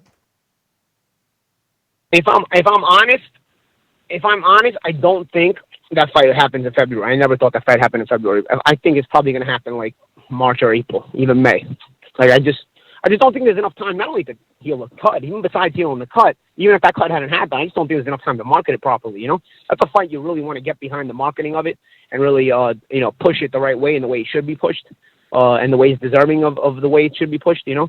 And I don't think there's enough time to do that, especially, you know, you're going to have the holidays right now where nobody's paying attention to anything. Then you're going to have the new year. You're going to have to make a rush promotion when these guys are already in training camp trying to train. I just don't think there's any possible way that fight happens in February. I always doubted it, and the cut only makes it more emphatic to me that it's not going to happen in February. But we'll see. I mean, don't take my word for it. That's just my opinion, the way I'm seeing it. Canna, have you separated with Showtime? Haven't heard you on Showbox since Bare Knuckle Fights, but you just answered saying you're contracted with them. I just want to make sure to give them a shout out. Next one is from I don't I don't work the showbox fights. I only work the championship shows. All right. L-Dog in New Zealand. What's good, Paulie? Who is the most skillful fighter in the world today in your eyes of the Magic Man, in the eyes of the Magic Man? The most skilled fighter right now, and that's not to say that I think for sure he's pound for pound, but the most skilled guys, I think it's between Crawford and Lomachenko, to me. I wish there was more time to debate with this Loma thing, but Jordan Baker in Florida, you are very credible, but sometimes it seems like you have a little anger towards Wilder. Is it because of his style? He does a lot of good things, and you don't let that be known or give him credit. Seems like you don't really critique AJ about nothing.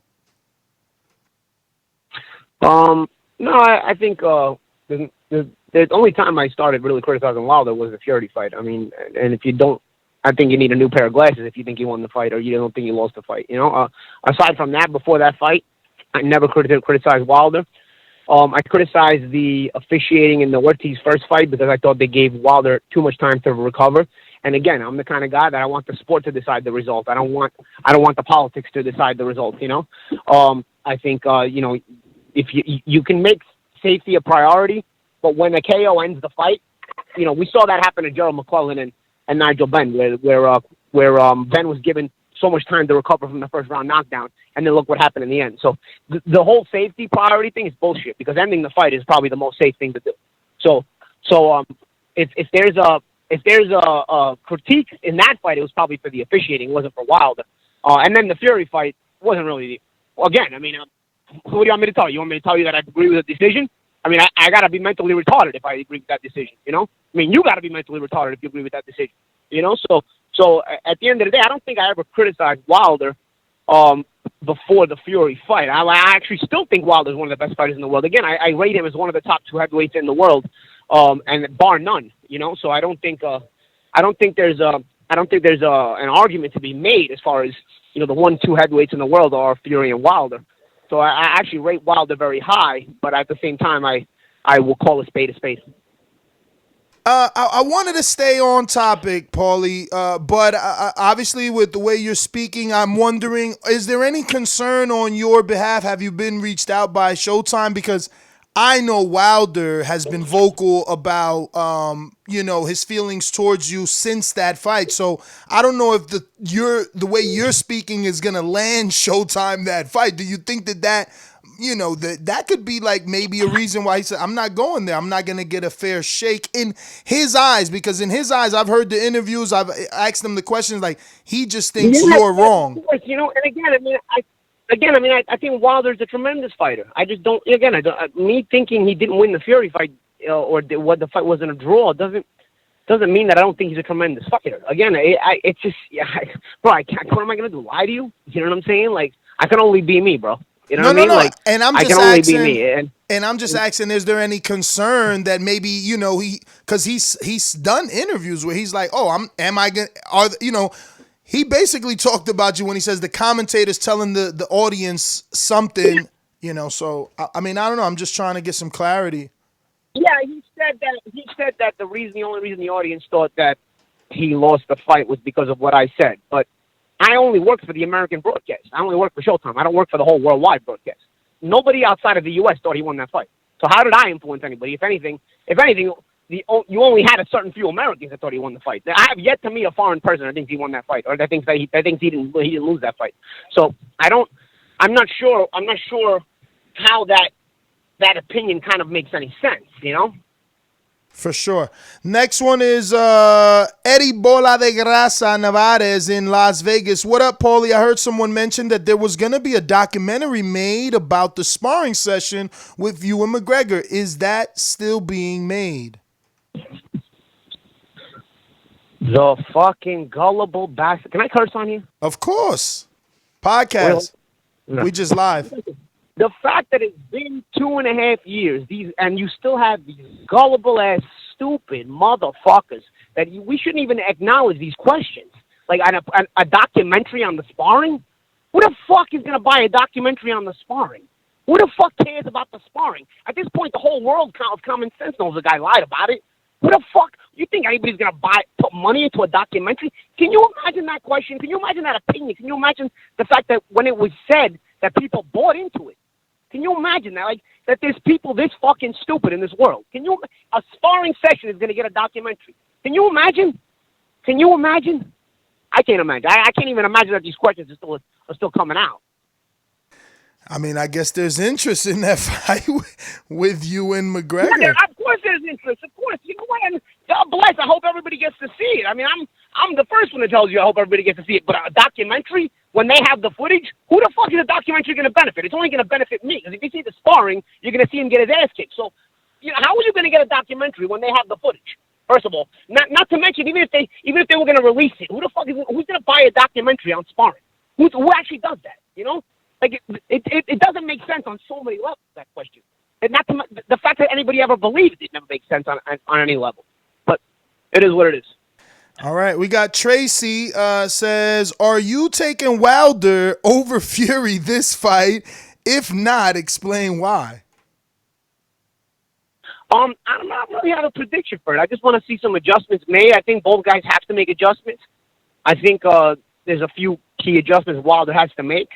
I think in the Ortiz fight he made some good adjustments. He was losing the fight, so it wasn't the adjustments I was looking for. But at the same time, he made adjustments that I also didn't take note of. You know what I'm saying? Like when I'm watching the fight, I'm like, wow, he's not winning this fight, but his positioning is really good. Like I could never have predicted that in a fight where he'd be behind, he'd have such a good sense of positioning in the Ortiz fight, during the Ortiz fight, you know? So, and eventually that good sense of positioning landed him the knockout. So like, I can't tell you, like, you know, like, what I'm looking for Wilder to do, because he may do something that ends up being very well anyway.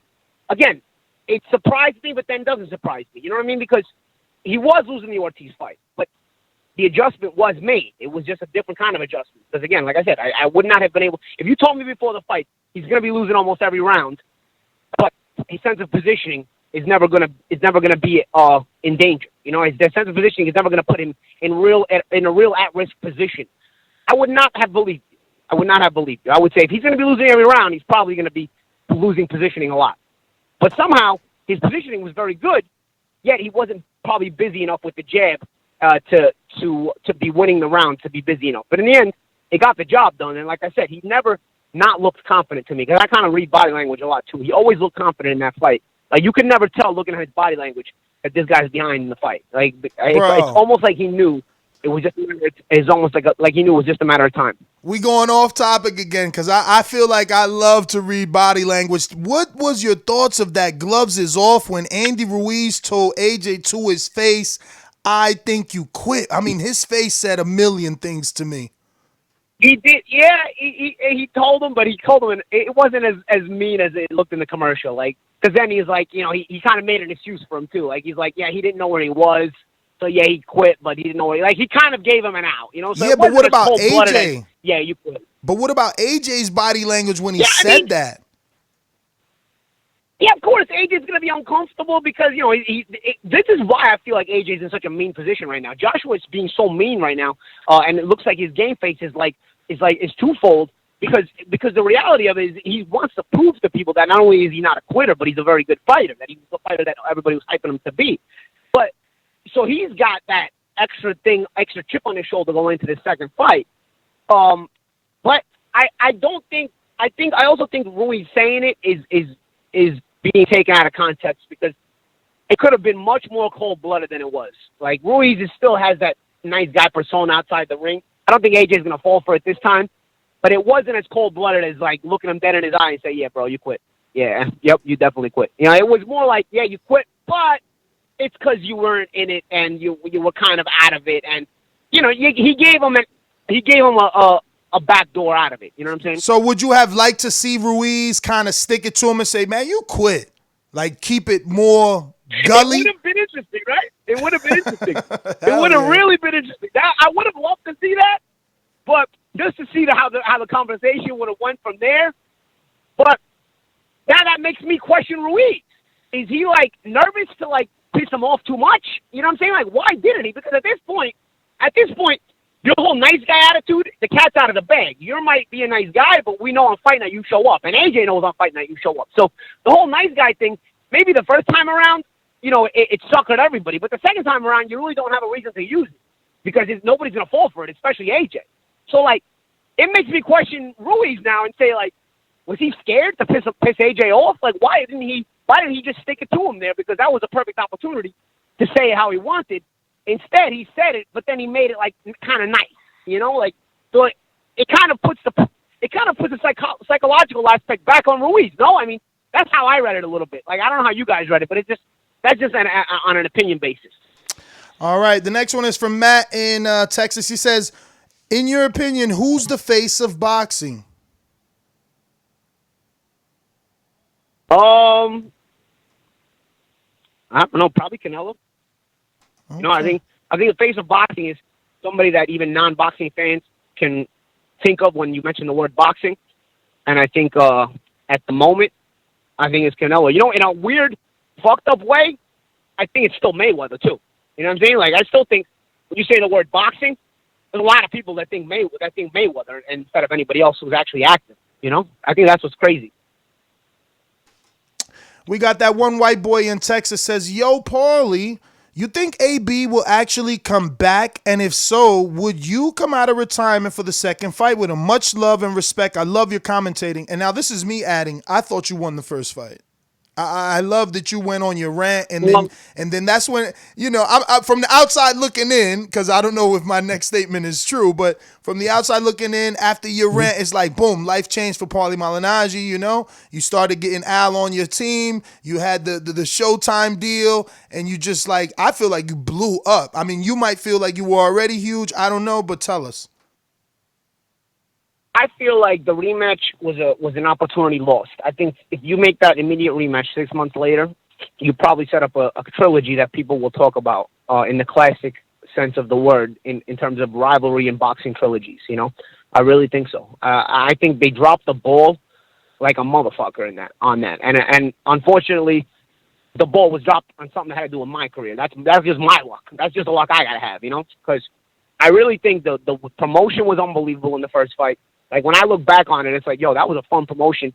In a promotion that I really, in my 30s, I didn't think I was able to have that much fun in a promotion. You know what I'm saying? Like, it was like, because he's very witty, I'm very witty, and it was just like, people were getting into it. And obviously, yeah, it got a little personal and whatnot, but it was just, and then it was just, the table was set for the rematch. I mean, we kind of left off, like, not really getting along after the fight. Like, people kind of wanting to get more answers because the decision was kind of controversial.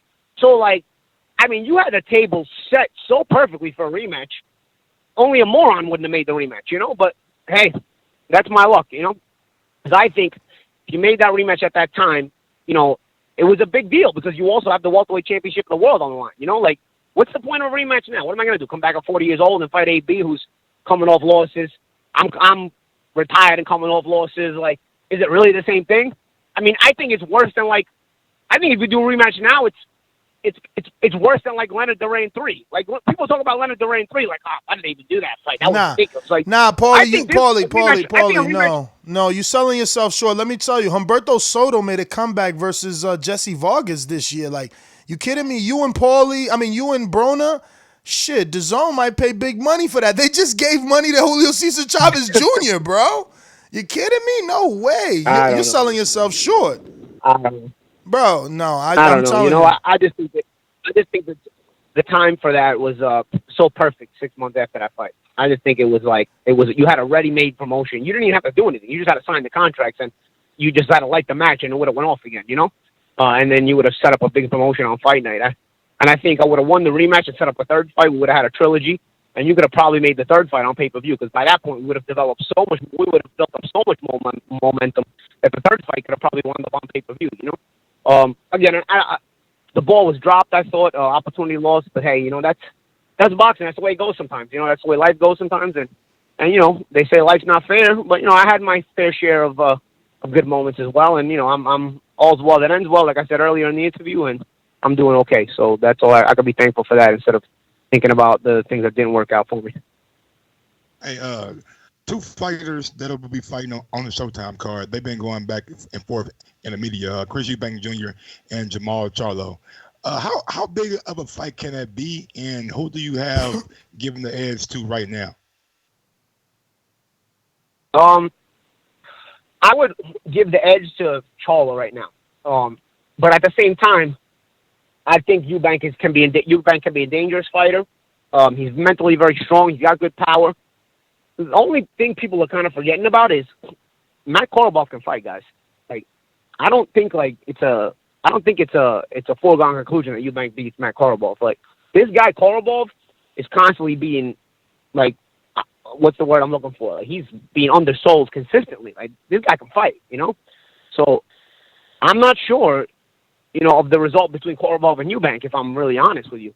But either guy, whoever comes out the winner of that fight, I would love to see against Jamaal Charlo, because the Korobov-Charlo fight the first time around was a very good fight.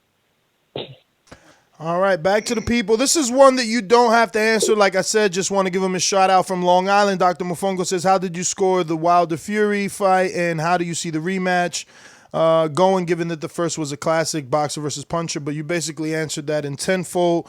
Brandon in Cincinnati says, please go to Fox, Paulie. Their commentary team needs you. Hey man, like I said, I said that earlier in the broadcast. Showtime has given me my entrance into this business, and they've dealt with my shit too. You know what I'm saying? Like I think some of the situations that I've put myself in the years that I've been broadcasting, there might be networks, corporate. I'm not really built for corporate America. You know what I mean?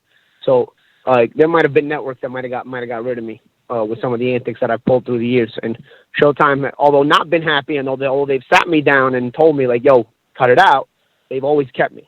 And I have to say that loyalty means a lot to me, So as long as they keep me working, which I hope they do next year, I think we pick up a few more dates, my loyalty's to them. Well, if they exit the boxing business, man, call Eddie. They need you on Dazn as well. We got Patrick in Beantown.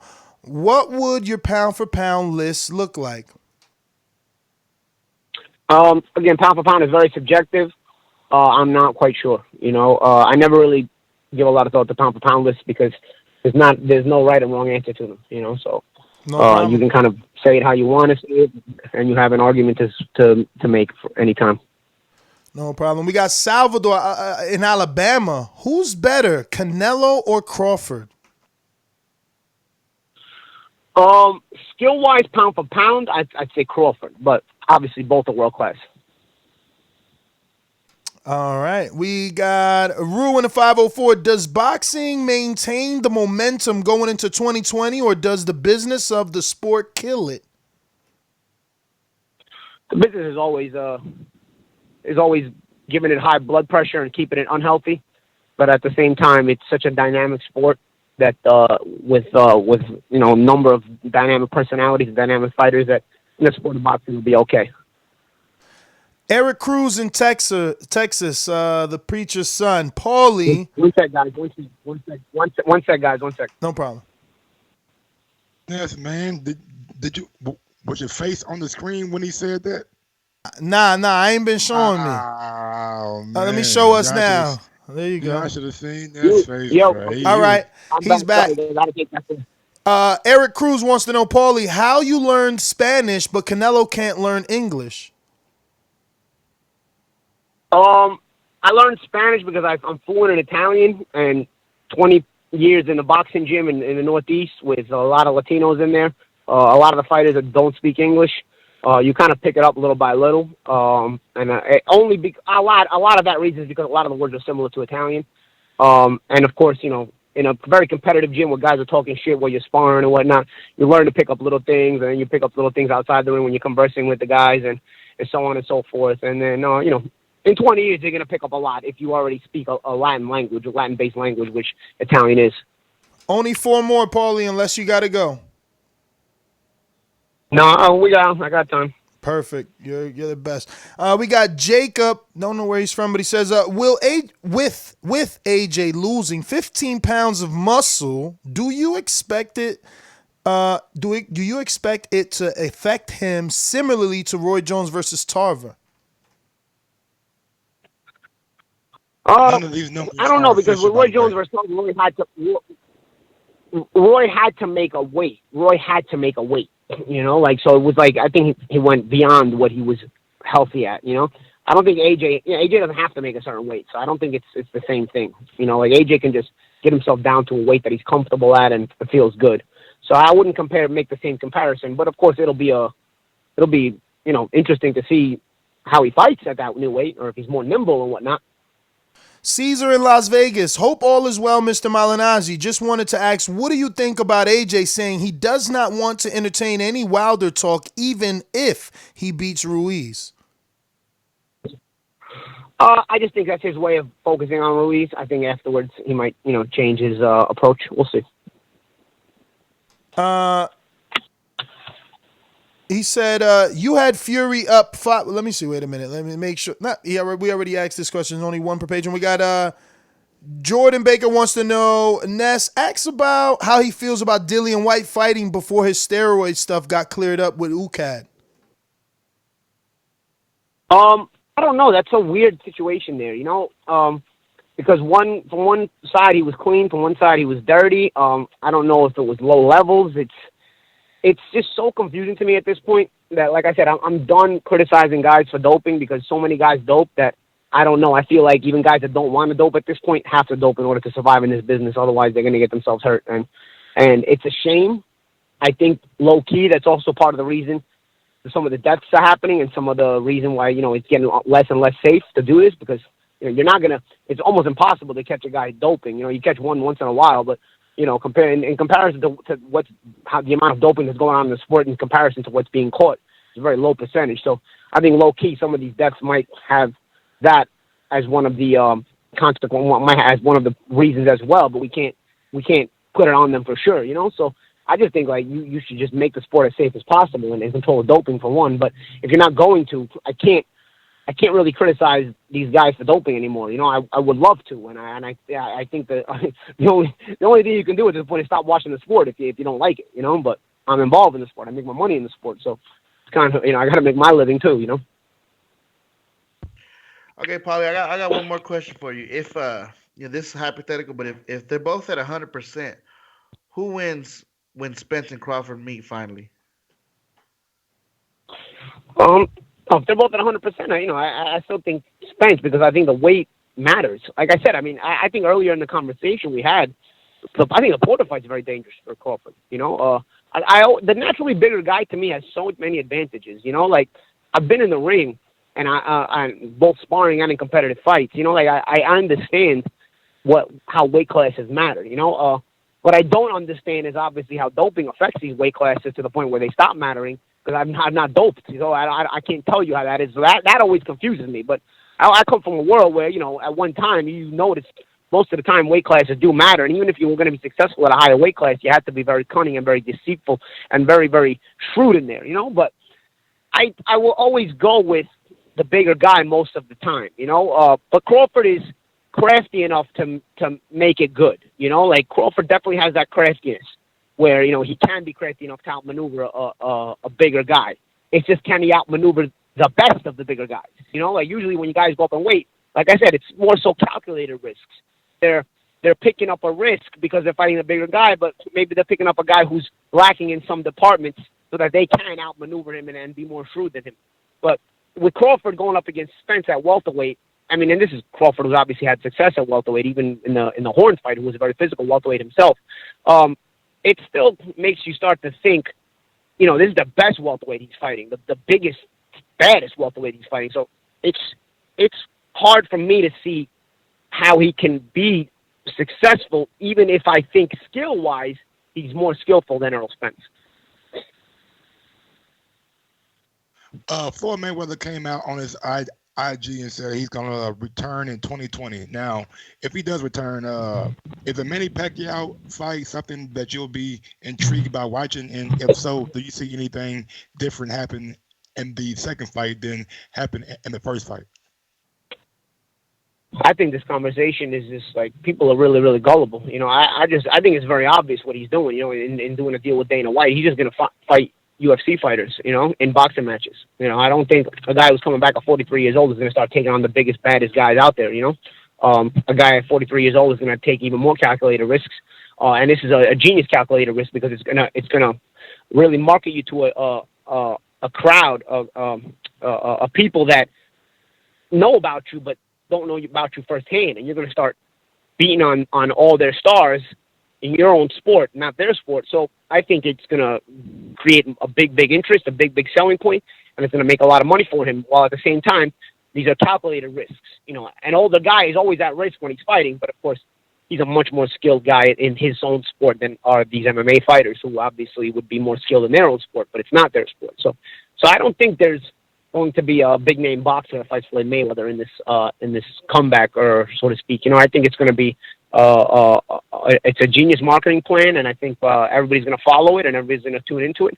But I think it's mainly going to be Floyd against MMA fighters. That's just my opinion. Let me jump in there. So you think it's real? I thought it was like some Wilder shade, right? Because Wilder had came out, done an interview, basically saying like, you know, Floyd era's done.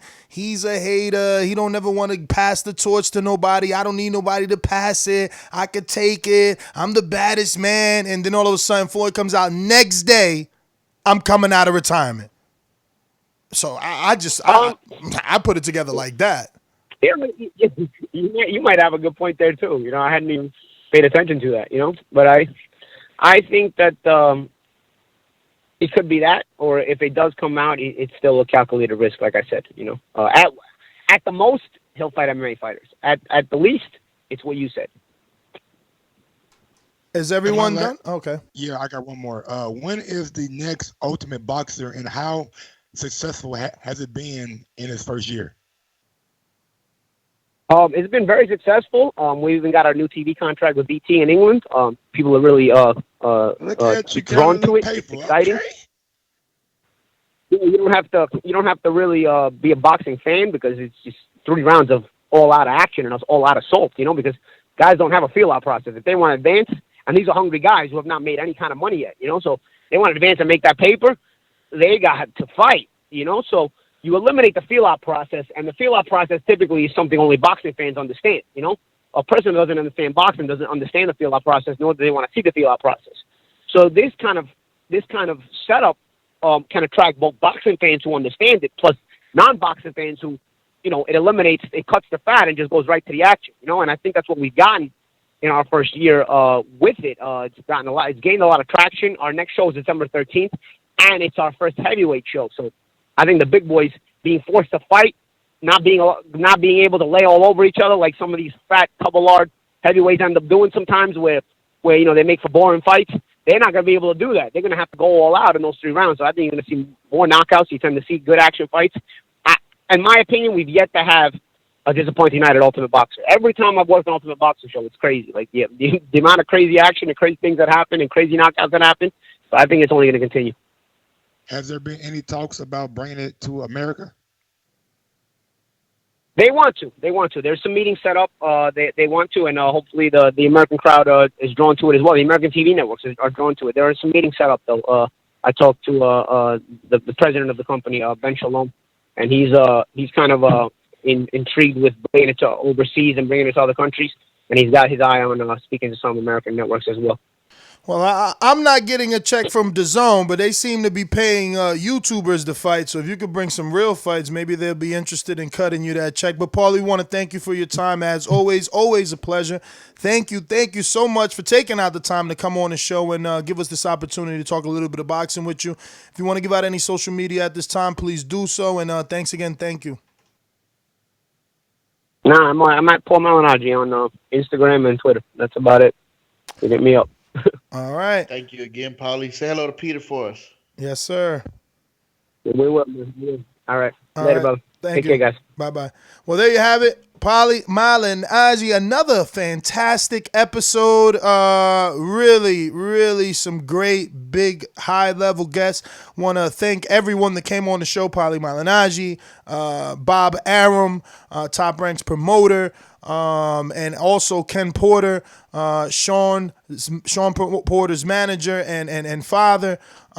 Really good episode. We're going to go out to these callers. I don't know if we've already opened up these phone lines and went on out to the sponsors, but we're going to do that anyway. You know the number to call in, 1-425-569-5241. Press 1 time and voice your opinion right here on the Voice of the People hotline. Don't forget to add Nestor Gibbs on Skype.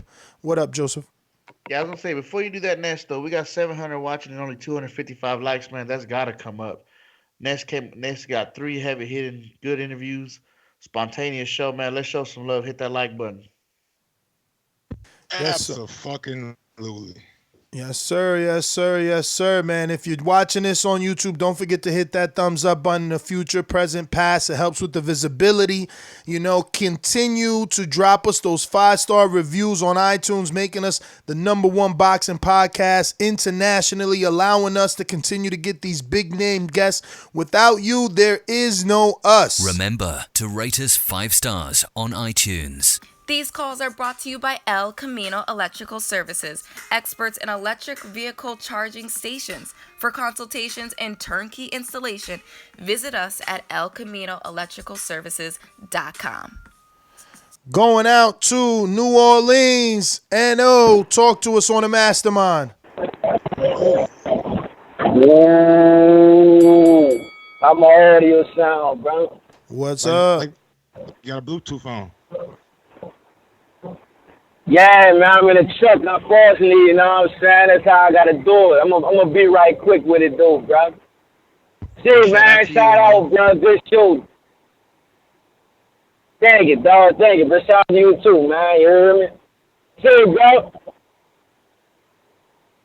Man, bro, you signed a contract, bro. It had to be it had to be a lot of money. It had to be a lot of money, dog. It had to be a lot of money. I mean, it ain't over, but that kind of brought my energy down, though. You know what I'm saying, Mike, bro? Yes, it did. Man, bro. I don't know, bro, but no, good interviews, though, bro, man. Y'all doing y'all thing, man. Keep this shit moving, bro. Damn, my dog signed a cash money deal, bro. That's my call.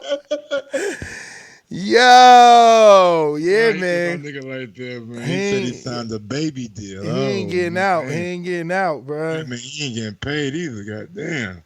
He getting paid. We know that. He getting paid. That's the thing, man. That's the thing. People talk about them silk sheets, bruh. It's hard to ask somebody to go fight the best when they giving you $3 million for Benavidez. Bruh, give me all the Benavidez's with one legs you got. Who? Kavalaskis? Yum, yum, yum, yum, yum, yum, yum, yum, yum, yum, yum. What? 140-pound Regis? Yum, yum, yum, yum, yum, yum, yum, yum, yum, yum. Wide punching Ramirez? Oh, I'm going to get me a Latino on the resume? Yum, yum, yum, yum, yum. Yo, I get it, bro. You getting paid millions for them type of fights. Like, so you enjoying yourself today, huh? You enjoying yourself today, huh? Okay. I'm just saying, look, I'm going to help you out. Hey, man, Bob. Hey, man, maybe Bob thought it was a contract, you know what I'm saying? And they just signed a waiver or something. Who knows? Yo, did you get a text back from Bo? Did you be clear? Like, yo, I just had Bob. He told me the complete opposite of what you said. Like, help me out, man. I'm out here defending Bud left and right, thinking we gonna get these fights. Bob talking about y'all fighting, Regis off a loss while Ramirez in China. Like, I mean, look, I be hitting them up like that. That's why they jump right on. Like, you gotta keep it real, man. Keep it real with a nigga, keep it real with you. Cut the hand on when nigga try to steal from you. Mike don't want to get them on the show, you see? Yo, I'm King Troll. That's why I love my job. So it don't matter to me. Like, getting these interviews and trolling the trolls is fun to me. You know what I'm saying? I love this. I love getting Bob on to tell you, like, 138,000? What the hell? Are you crazy? You know what I mean? I love that. Like, you could say Ness is a fanboy and Ness is lying. You can't say Bob. You know, I can say Bob is lying. You can't say Bob is lying. If it's true, Bomac gonna hit Mike with that new phone. Who this? Yo, if it's true, his Texas ain't going through. He got a new number already. Is it green? Nah, he always had an Android. He ain't got no. He got an iPhone, Mike? I don't think he got an iPhone. Nah. I got Android. Android, bro. I know Androids. Rod in the 870. All right. What's up, man? Rod, let me get something straight before I get this ringer going on, man. Is that you on Patreon, or am I giving two separate people the same credit? Nah, you smart, man. You right. you New York smart, man. You called me. You called me. I was trying to be slick because Paulie was pissing me off. But but anyway, I got you anyway. Okay, yeah. Great interviews. Man, great show. Got me through the rest of the day at work, sitting in that fucking cubicle, looking at data and shit. Appreciate you guys. I want to say two things. One, I want to say, Mike, make sure you read my super chats for the UK fans. Two, Bob Arum dropped some gems. Paulie Malignaggi is definitely great. I appreciate, dude. He's a great interview. This is Paulie's issue, is that he always goes over the top to say, Fury won, you guys are dumb, stupid, if you think he didn't win. No one's saying Fury didn't win. I could see how somebody could say that he won, but I could also see a draw, and that's what I put in that Patreon question. Through the first two rounds, I've watched the fight 3 or 4 times. Fury only threw an average of 5 punches the first 2 rounds, so the round go to the aggressor. If you get Wilder those 2, plus the 2 knockdown rounds, that's 6 points right there. All you got to do is find him one more point for a draw. And Paulie just acting like it's fucking unbelievable, and that's the issue I have with him. And next time, man, you guys push back on him on that shit. You don't have to say he's wrong, but just say, hey, how in the fuck is somebody stupid because they scored a draw? That's just the dumbest shit ever. Like, it's possible to be a draw, and it's also possible that Fury won. Now, I don't see a way for Wilder to win the fight, but I do see a draw or the fight for Fury. That's my call, man. Thanks for the interview. No doubt. Super chats right quick. L Dog in New Zealand. Bob if Lomachenko will fight in the Ukraine. I think Lomachenko moving to Europe is a great move. Yo, why you sound like that? Corruptions/bias. Why do you sound like you're Bob? You're accent Bob, not talking as Bob. Oh, I thought you said, hey, my bad. No more American corruption/bias. Who knows, man? Maybe Lomachenko will fight in the Ukraine. You know what I'm saying? Didn't Gennady fight in Kazakhstan? Nah, he never got that chance to do it, didn't he? He didn't get the chance to do it. Like one time over there, like early on. Oh. I always know he was going back, but okay. Joseph Rodriguez Garcia says, Big Super Mix, Top Rank is a smoke-free environment, obviously. Damn. This guy right here, boy, funny man. Riding the 870 says, those UK fans salty at the Bob pay-per-view statements, crying emoji. And he comes right back and says, well, over 150 pay-per-view buys for Wilder Ortiz and Fury won. Wilder 400K plus. Okay? And we got one from 7. I wanted to hear Bob answer and Jimmy question would have been epic. He asks, you said boxing fans don't know shit about boxing. Can you elaborate? And are these the same fans you expect to buy Wilder Fury too? Man, I tried. He had to cut out, unfortunately, bro. We tried to get to all the questions, man. The best thing you could do as soon as that post comes out, you get that notification. You go ahead and you drop your question so you could be first on the list and ensure that we get to you without a doubt. But looks like we got a boomerang just jumped in the building. LA, CYP. Yeah, man. CYP, you might need to call back, brother. You ain't got no connection, bro. You got real choppy. Hang up, call back in. We going out to New Zealand. L Dog, talk to us. Wow, man, I gotta say, Bob is doing a great thing by bringing Lomachenko to Europe. You know, I think it's about time he fought in the Ukraine because he never fought there. I think I think it was a couple years back, they hosted the Champions League and they had this big-ass arena in Kiev. Yeah, I think that would be a great fight, and it saves Lomachenko from all that corruption that wants to see him lose. I mean, he had to beat Gary Russell Jr. every single round to get a majority decision. I mean, and then you look at the referee they had for the Salido fight, like, you know, he got to go to Europe because that's the only place he'll get a fair shot at greatness. And that's my call, man. Shout out to Bob Arum for keeping it real. Shout out to Bob for being the Bob father. And Wilder did less than 138,000 pay-per-view buys. They were actually calling up bars in the UK and asking how many people were in there and then just adding it to the pay-per-view numbers. All right. We You got done? super chat coming from the one to give it to Yep. ya. Go ahead, L-Dog. No, he's done. I thought you were finished. Okay. Ness, what division Canelo clear out? 154. With the pay-per-view numbers, though, I really don't want to believe nothing nobody says till we hear from Fox. At the end of the day, they're the ones who are gonna have it. So Yeah, I think reached out to a few people, and there might be something coming out tomorrow.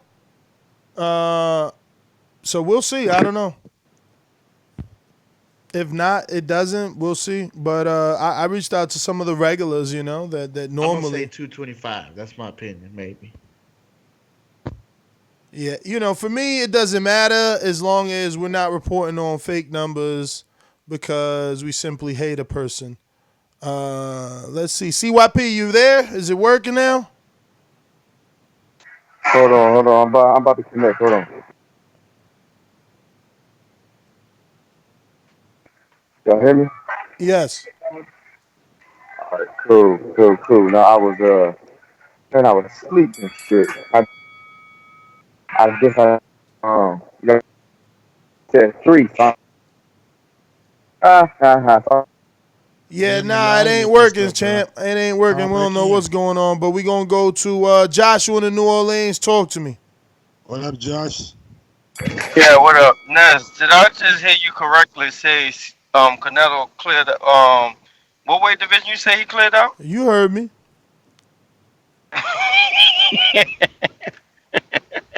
Are you fucking serious? He wasn't fighting at 154. He was fighting at a catchweight at 155. Well, He didn't fight none of the fought all the champions at names. 154. He fought all the names a at fucking Liam 54. Smith. He fought all the No, names he at did 54. not.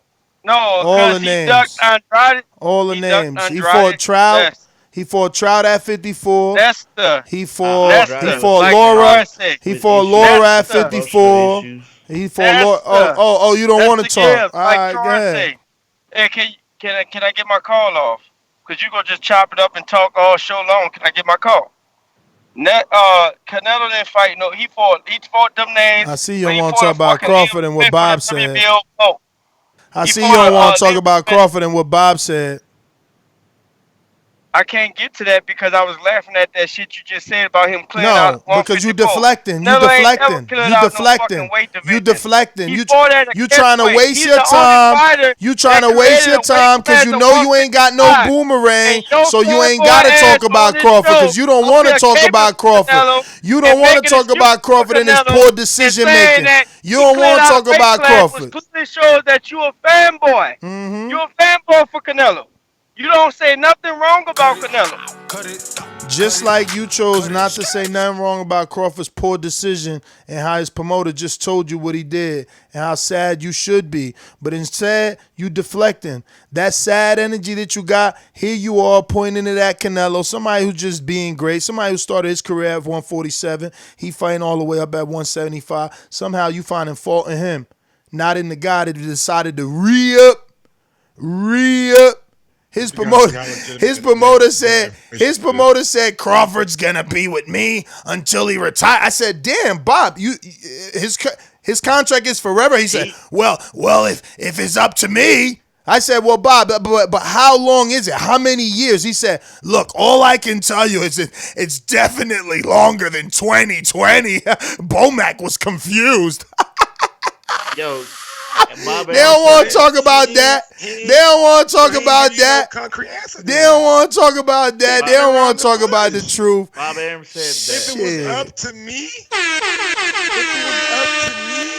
that's the motherfucking Mike, phrase that we should be talking about. Go back and me, do a TBV clip of it, baby. I'm a clipper, yeah, for sure. But yeah, man, I don't know how legitimate that is. Then. Oh, how legitimate it is? He's talking around in circles. Then, my man said he's sending them to South Africa. How legitimate is that? How legitimate is that? Well, we'll see at the end of 2020, won't we? I guess we will. Y'all got a little parade right now, and then next year you got. Yo, why they sending your mans in them to South Africa, B? Hey man, getting that motherfucking South African money. Shit, money everywhere. I mean, last time Bomac was on here, which was what, last week, he said no. I don't know what Bob Ola's talking about.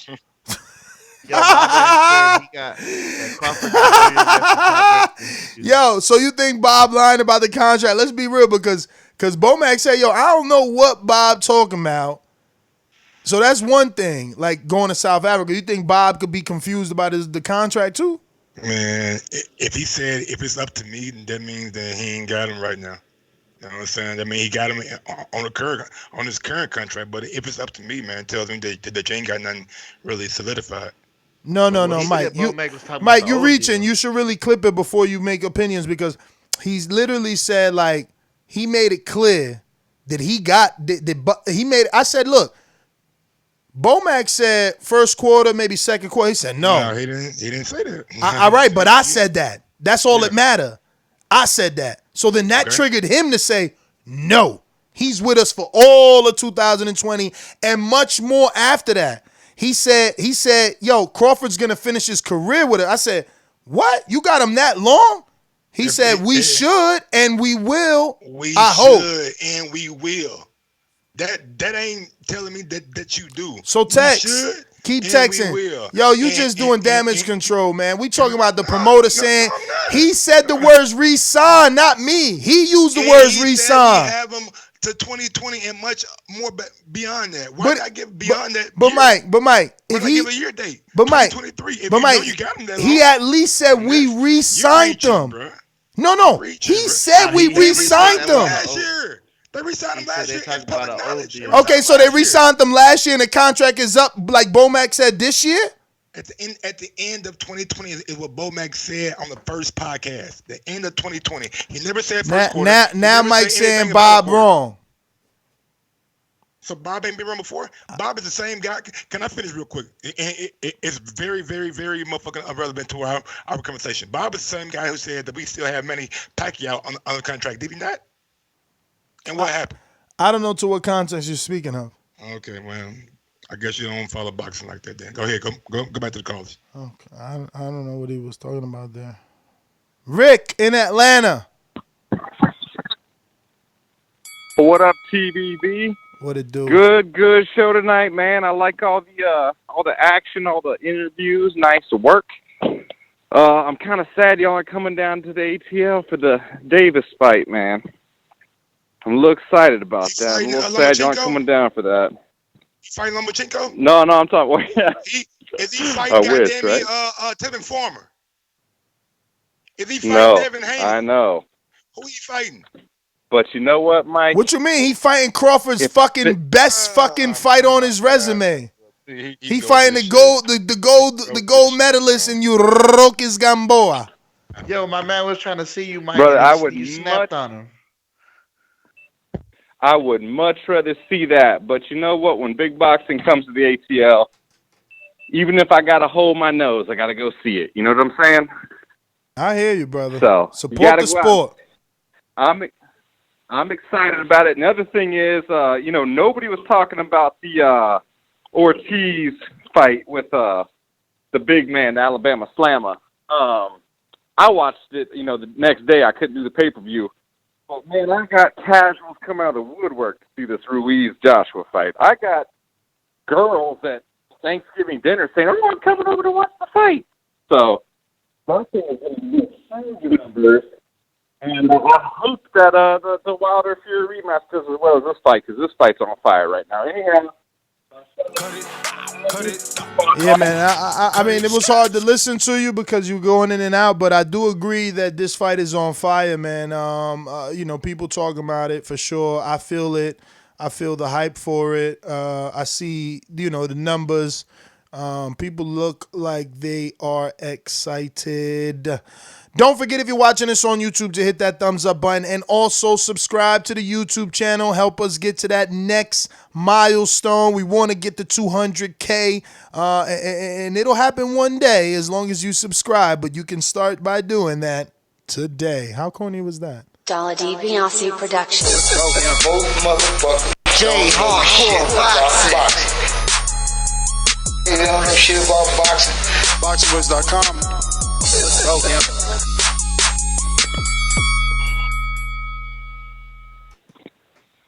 Whoa. What up there, fellas? Man, you all doing your god thing today. I definitely want to say that, bruh. Working overtime for sure. I definitely appreciate it. Man, I was a little disappointed with the Bob father news, and be truthfully honest. I really want to see that Crawford and anybody in PBC fight. I mean, I really want to see somebody. Crawford saying he really want to get it on, and I like what he said today. He said what I read. He said today is that the promoters work for him. He wants a fight. If he can't get the fight, he won't fight. So it's about them getting paid, and if they want to get paid, they need to make the fight. So I mean, those are the type of words I want to hear. You know what I mean? So that sounds like some good shit.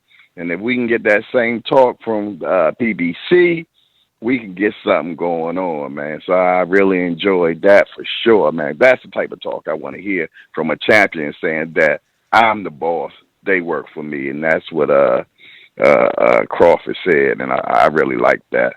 Other than that, man, that's all I got. Hey, y'all, let's get these fucking likes up, man. We've been getting fire material, man. So it's just no reason why we should be shoplifting up in here, man. Smash the like button. Let's get it on. That's all I got. This is J Hardcore. I'm out of here. Yeah, I definitely agree, man. I was happy to see what Crawford said, man. That's something that, especially when you're a top level fighter, should be saying. What did he say?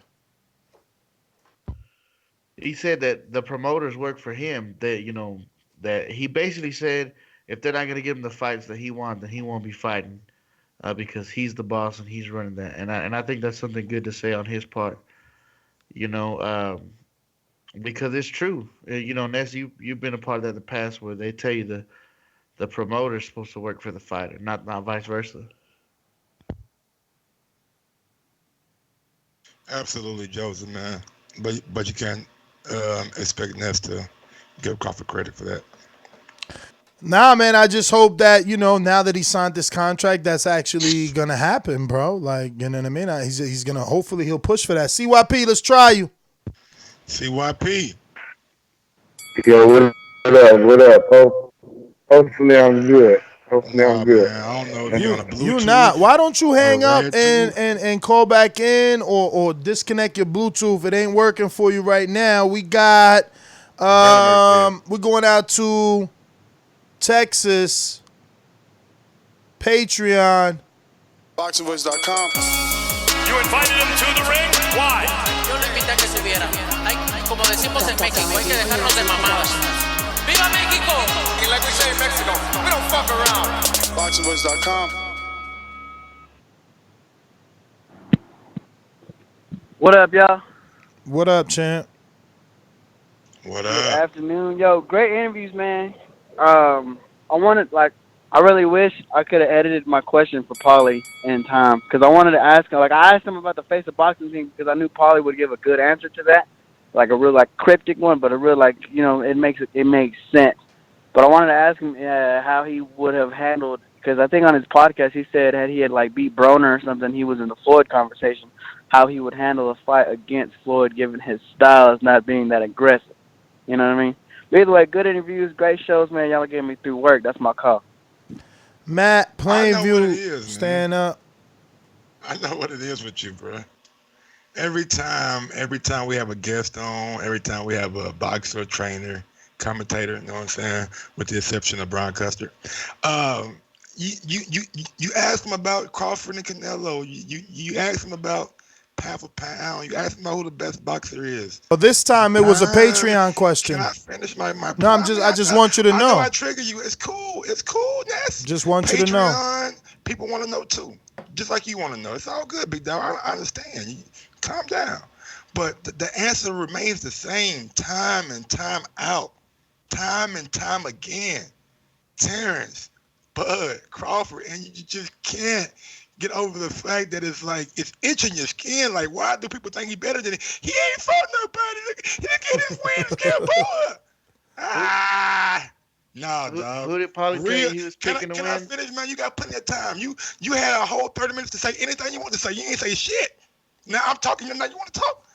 Come on, man. Chill out. Go ahead. All I'm saying is this, man. At the end of the day, Terrence Crawford, man, his peers respect him.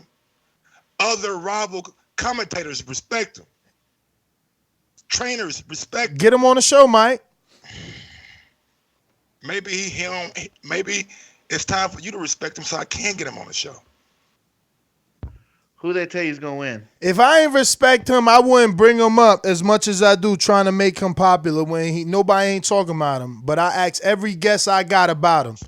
Don't nobody talk about him, and I force the conversation. People call in every day who talk about Terrence Crawford. Every day people call in. No, you mean people understand that you and I have this love-hate with Crawford. They understand that. Sometimes I'm not even here, and they call in about Terrence Crawford. What you mean? But they know I'm here. They know I'm here.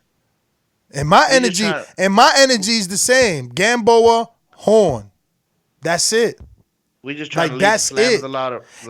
And Horn's biggest win is KO King Randall Bailey and a controversial win to Pacquiao. Oh, so I'm often say, so you doing your ESPN shit right now? We just gonna wipe off wins and losses? I did not wipe nothing off. I said exactly what you wanted to hear. I just told the truth. I like to keep things in context. It was a controversial win. I know people don't speak of Canelo's win over Laura without saying it was controversial. That's all I'm saying. Bro, just know, man. Anytime you want to talk about Terrence Crawford, bro, I'm here for you, brother. And I'm doing my damnedest. I'm doing my damnedest to have him see that on this show, on this platform, we speak of him daily, in hopes that maybe he taps into his inner Wilder and comes on and beats the people's champ, because we have plenty of boxing fans not named Nestor Gibbs that call in to talk about him, defend him, you know, and he should do his rounds. He should do his rounds, you know. Everyone else does.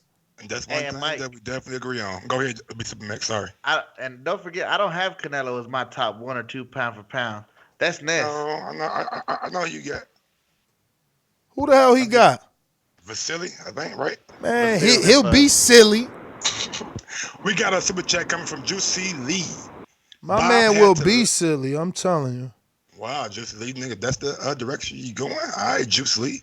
Bob had to lie about the 138K because Fury is fighting Wilder next. He had a motive. We need to be thinking 3-dimensionally. Come on. That's the show.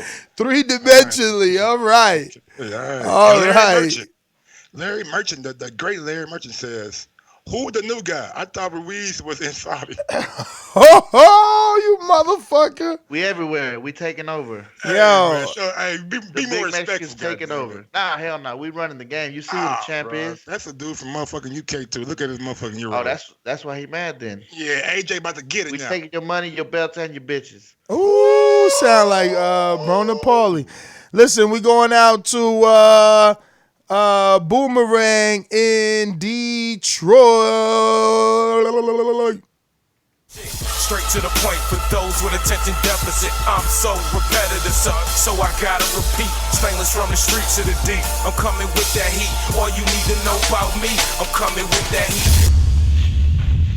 All right, I'm going to make my phone call. Hold up, fella. Give me just a second. I gotta switch off this Bluetooth. You sound good, bruh.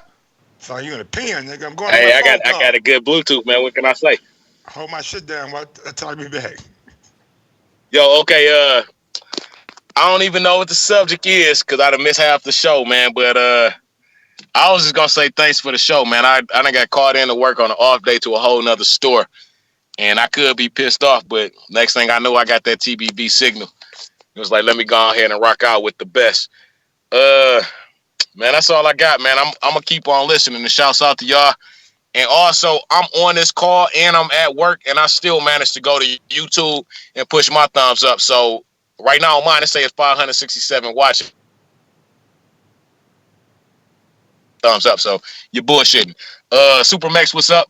Mike Ness, what's up again? Thank you for another action-packed show, man. And as I always say, please make sure you push that thumbs up. Share this in every episode of the Boxing Voice podcast, because this is TBV for life.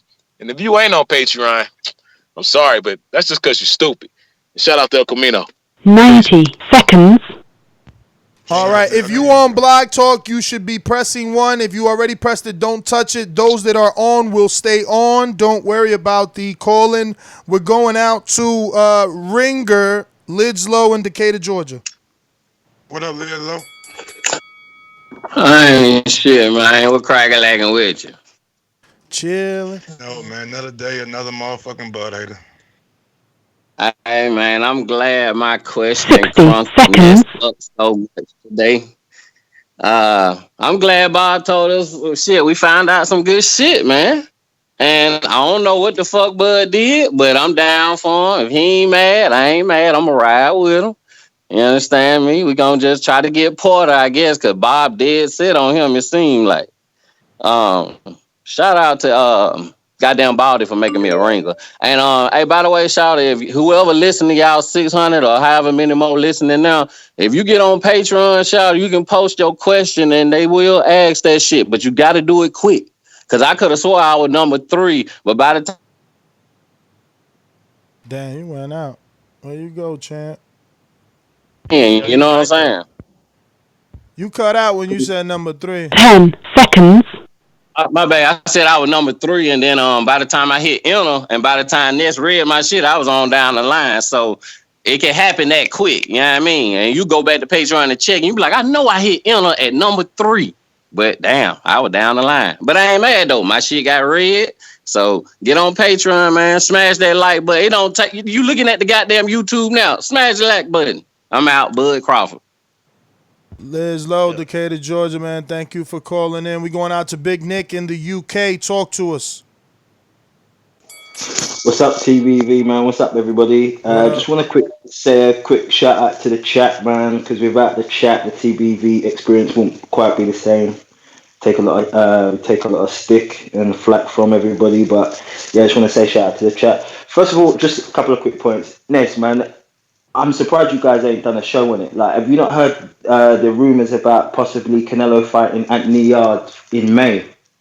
I seen some internet stuff, but nothing credible, bro. Yeah, I seen that Yeah, shit too. man. Maybe it's worth hitting up Tunde Ajayi, innit? All right, we'll see. I mean, I don't know what that does for Canelo, especially when I seen his trainer posting videos of Callum Smith. I mean, it just makes more sense to go for Callum. He looked vulnerable. You know, no need to go for the guy that just lost.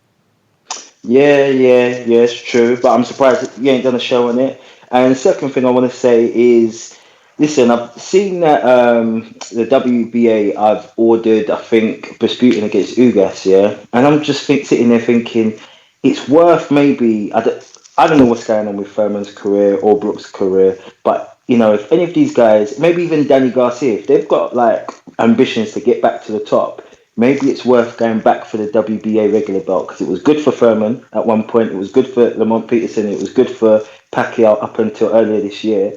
Maybe that's a way for them to get back into the big fights. I don't know what you guys think on that.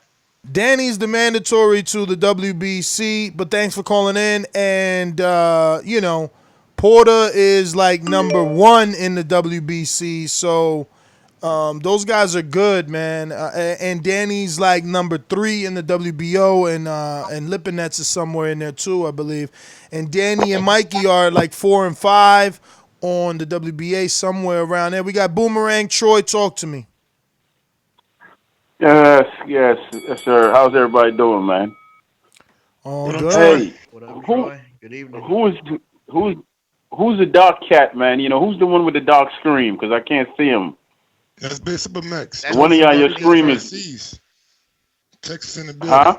But anyway, man, I was gonna say thanks for all your hard work and diligence, man. You do a lot of interviews and all that, so I know that takes time. It takes time to get people to give you your time. So you get a lot of respect from me for that. That being said, why do you hate Crawford so much? You know, what'd he do, man? You know, would he steal your cornbread, man? He don't want to come on the show. He don't want to come on the show. It's that simple. It's that simple. Maybe if you sweeten up that mouth of yours when you talk to him. Why? Like Paulie said. Like Paulie said. No. Like Paulie said. Why I can't just call it like I see it? Why I gotta bend? Why I gotta lobby? Why I gotta play up? That's the same thing I say to you about Wilder. But I do. But I do. See, that's the problem right there. That you always say I don't give Wilder the hard questions, but I let you ask him. The problem is you're not a Patreon. You don't put your question there. Yeah, that's I am on Patreon, but I was on Patreon. Well, put it. Put your question. You can ask Wilder whatever you think I won't ask Wilder. You ask him. I've been doing Deontay Wilder questions for like 3 years. Okay. So there's nothing to hide. He doesn't hide from any of your questions. I tell you what you do though. I just firmly believe he won't beat Errol Spence. Just like Malignaggi confirmed. I'm using my boomerang. Just like Malignaggi confirmed. Your clock's ticking. Did you hear that, brother? Your clock's ticking. Okay, good. But it's funny because when you spoke to Wilder, we see how that played out. Okay, well, y'all keep cutting me off. It's funny, though, when you spoke to Wilder, he spoke highly of Crawford. Maybe you should get both of them on together. You know, how about that? Do I look like some sort of floozy because Wilder jumps off the fucking bridge I'm jumping, man? I don't give a fuck if Wilder like Crawford or not. I want Crawford tested. Who gives a fuck if Wilder think he look good? Show me you look good. Like Wilder had to prove it. Wilder had to prove it. Crawford got to prove it. Calm yourself down and relax. You can do anything that you want because you're that powerful. Just calm yourself down.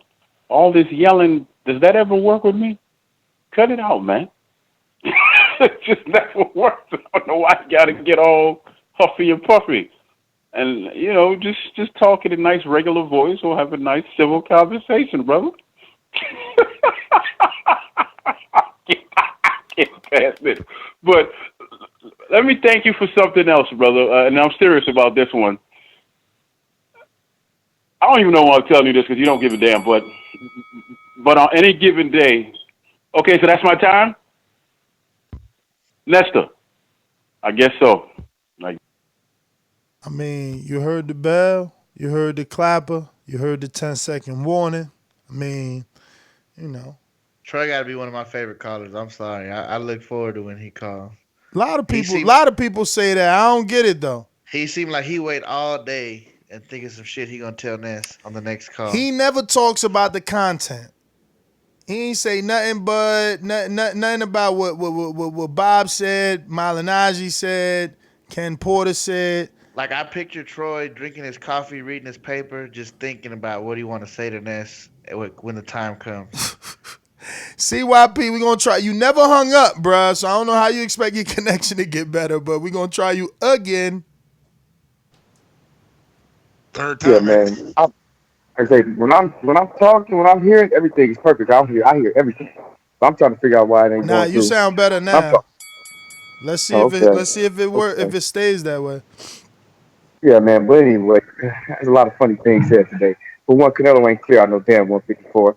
Motherfucker, I don't even want to go into that because you say shit to bait people. Like, you don't bait me. And then when it comes to who was he supposed to fight? Jamaal Charlo coming off his giant win over the 44-year-old K9 Bundridge? Yeah, okay. No, both Charlo. Not just one. And then there you go with that fake laugh. I told you. Remember, Canelo had the WBC. Canelo had the WBC before Jamaal could get it. I never knew that you could clear out something without unifying. At least unifying. Damn, I didn't know that. But whatever. He cleared out all the names. He cleared out all the names. Jamaal or Jamel never fought Laura. They was always his boy. Meanwhile, Laura's always saying, "I'll take that smoke from both of them." But they we was gonna always run my they back. was always boys with Laura. They was always We gonna boys run with Laura. We're gonna run my back-to-back boomerang because when you Run run, you like them, to talk run over. them. You don't want no smoke. Run You love them. to. You love keep going, keep talking over me because everybody Oh, I knows can your be tactics. I quiet. Go tell them about ahead. your tactics all the time. You got tactics. You fake laugh when you embarrassed. You overtalk people when you ain't got no points. That's what you do. Come on, man. So don't do that here because it's gonna expose you. Because I personally don't care too much about it. I mean, we both know 154. He didn't clear it out. We know that because you said who he beat, Laura and Trout. Man, three other dudes beat Trout, and another dude beat Laura. He didn't fight none of them. Stop. He beat That's like Trout. saying He was the first one to beat Trout. You want to that talk don't about what matter. people did That after don't he matter. beat Trout? You're supposed to because you talking about Cotto, who he beat, but a lot of people beat Cotto before that. So who cares if he beat Cotto after? A Man, lot shut up. of That don't even make sense. people. A lot of A lot people. of people.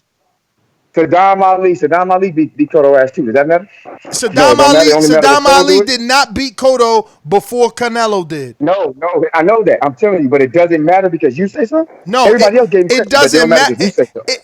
It matters to a lesser degree. The older you get, you're far removed from your prime. Come on, champ. Come on. Get out of here. And Straw man's Vladimir argument. Carlos Vladimir was beat too, and then Canelo beat him after. Does that matter?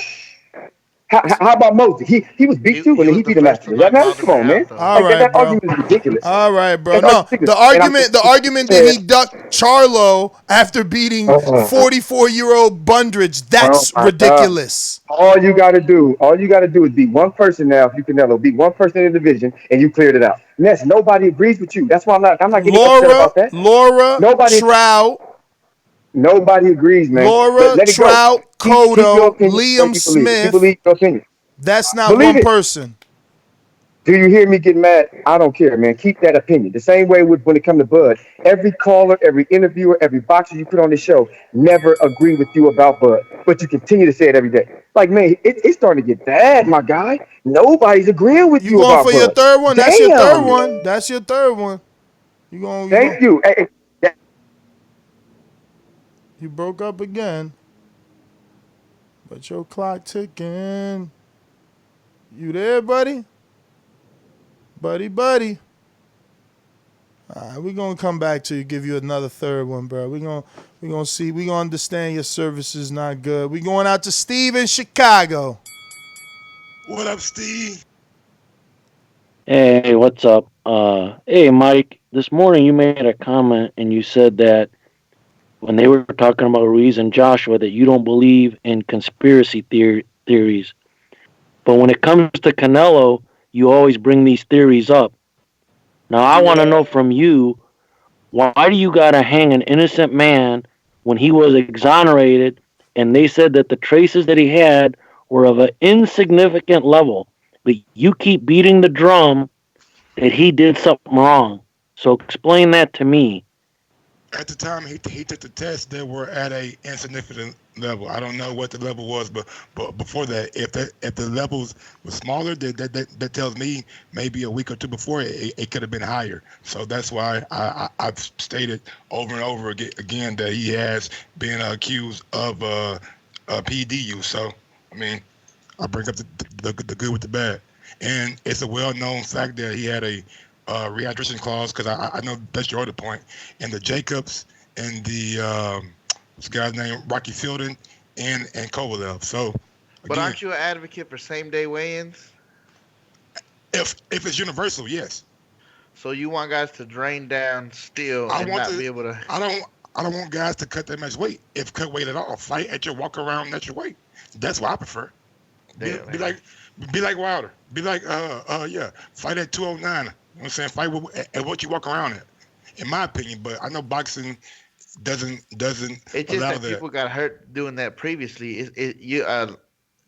Honestly, because then when you do day before weigh-ins, you got people that weight bully that come in huge. See, and that's what's funny about Canelo. People used to always talk about how he was coming in 30 pounds over the weight, and now he's the small guy. It's crazy how the narrative switches. But if you got same day weigh-ins, then you got guys that are draining themselves. So You shouldn't be draining yourself anyway to make a weight. That's not healthy. You know what I'm saying? That's not safe. And it's a bigger risk in the UFC because they cut a whole lot more weight. You know what I'm saying? So my stance is like universal. I wish they had the same day weigh in as a fight, so these guys wouldn't be killing themselves cutting weight. We just had someone on yesterday that said that it wouldn't even matter if they had same day weigh-ins. Fighters are still try to suck themselves down to have the weight advantage. It's what they do in the amateurs. Yep. I just think it'll be a bigger deterrent if you knew that you couldn't rehydrate the way you wanted to. It's kind of funny though, Mike, if you think about it, because the perfect medium would be a next day weigh-in, so where you can't weight bully. But I would say maybe 15 pounds instead of 10. That's a little excessive, but. All right, let's get back out to these callers. We got. Did Steve finish his call? Steve, I'm sure you finished or no? I'm pretty sure he went silent for a while, and that silence says it all. Going to Edward in Alabama. Talk to me. Hey, what's going on, y'all? What up, champ? Hey, man, speaking on topic, I don't know, man. It's all these different people coming out giving these numbers, man, and it's just, like, at the end of the day, what people not realizing is Fox pay-per-view is a lot different than, like, Showtime pay-per-view. Just speaking of what it's doing for the sport, I literally was at Buffalo Wild Wings the other night, and they had Sunday Night Football playing, and they had a replay of Tyson Fury's fight with Wilder. And they were all is equally on different screens. I think they're trying to spread the sport, and that's what should matter. Bob Arum doesn't have nothing in his mind to do anything good for the sport. He just wants to make money. So it's great that he comes on, he talks occasionally, he says this and that and third, it's fine, whatever, but it's just really frustrating. He doesn't do nothing good for boxing. As far as Terrence Crawford, man, I mean, I hear him saying stuff, but I did hear Porter's dad and Porter say that they would fight him, and then he said he wouldn't take that fight. So what is it? Is it the promoters? Is it PBC? What's going on? Like, and he says he's not going to fight if they don't give him the fight that he wants. Well, you about to fight now? Some guy that we like. I don't think you want it. So, I mean, where's it? I don't know. Like I said, I think Crawford's a great fighter. I just think some of the decisions he's made as a business person is just bad for him, you know, and it's just annoying. Other than that, man, that's my call, man. I appreciate the show, you guys, and thank you. Edward, Alabama, stand up. Kevin in Chicago, talk to me. Hey, boys, how y'all doing? We're doing well. You know what I think? You know what I'm thinking is, who do you guys think needs one another more? Do you think Fury needs Wilder more, or do you think Wilder needs Fury more? I definitely do not think Wilder needs Fury. With that belt, all he got to do is sit back and wait. Well, what's the context of your question? Well, Kevin? if you look at like to sell more pay-per-views, or just... yeah, to sell more pay-per-views, become a bigger star, et cetera, et cetera. I believe they need each other. I believe they're the perfect dance partner for each other. Yeah, man. I'm with Joseph, but if I had to pick one, I'm with Ness. I just don't see. I think that the AJ Wilder fight, or AJ or Wilder Ruiz fight is bigger than Fury AJ and Fury Ruiz. Okay, but if you look at Wilder's last numbers, his last fight, this was people were kind of saying this is a good fight, an interesting fight against Ortiz. He's dangerous, this and that, and it flopped. Yeah, but that doesn't matter. On all evidence. That doesn't matter. First, you don't have any source. Second, Triple G, according to you, flopped twice with Lemieux and Jacobs and still turned around and did 1 million pay-per-view buys with the right dance partner in Canelo. So your argument is flawed, but that is your time. You could always head on over to our Patreon, get yourself a boomerang, and come on right back. We're going out to Aaron in California. Talk to me. What up, Aaron? What's up, fellas? What's up, guys? Just on the topic, with this numbers coming out, the UK fans and us, we just talk two different languages. They're comparing apples to oranges. Glazer, obviously, he gets paid off, but he did say something right. The game's changing to apps. So really, over the last 20 years, the 90s and 2000s, I mean, back in the 90s. But wait a minute. I don't want you to waste your call on something that he said when me and Mike interviewed him. He mentioned how Bob and Don basically can vouch for him. Like, that's who he's done his business with. He was going to see Bob. They were going to have a business meeting for this last Frampton fight. I get Bob on the show. Bob said, oh, yeah, I seen Glazer over there. No, we don't do no business. No, he don't work for me. No, he's not a reputable source for pay-per-view numbers. So, it's just haters running with something that a narrative that they can use. I know, but what I'm saying is the pay-per-view numbers for the U.S. are going to be different than the U.K. So even if Wilder Ortiz comes out at 200,000, that's what it is. You know what the game is now, Nez? Is this. I watch that fight. There's places in San Diego here. We go watch a fight. It's $5 to get in. We watch it. Or if I order the fight, I'll order it, and all the homies come over. They all drop $5 or $10. We don't have pay-per-views at $20, $25 like it was 20 years ago. That's why the UK numbers are so higher. So that's what I'm saying. You have to take it in relative. The number has to come down as far as success. How do you have Wilder Ortiz fight camp over 2 million views, but pay-per-view numbers might come in over 200,000? People understand they don't want to pay $70, $80 for a pay-per-view. They're going to go to Buffalo Wild Wings. They're going to go to places and get in free or pay $5 or have the homies come over and everyone drop $5. So you're talking apples and oranges here. It's two different languages. Even if Glazer's number is right, it doesn't have anything to do with popularity. And that's what we're talking about here. So, when the UK is going to clout on that and talk about, oh, Wilder's not popular, he's not doing the numbers, he's not making the money. I agree. I think we've left those pay-per-view prices at the Mayweather price, and that's just, man, for some people, it's an automatic turnoff. All right, we got Civilian 11. Talk to us. Civilian 11, what's up? Hey, man, I called in earlier. Can you hear me? Yes, sir. Yeah, I called in earlier this morning. I want to know anyone who's going to the Davis fight, could have just put on the chat, or if they call in, say what section they're sitting in. I'll be in 108. That's all. All right, Civilian 11 trying to connect. Any boxing fans? I know Donnell Fernandez will be in the building. Donnell, if you're listening, Civilian 11 definitely wants to go there. And Rick in ATL, believe he said he was going, and another ATL guy. So try and connect with Civilian 11 in the chat. Go ahead, Joseph.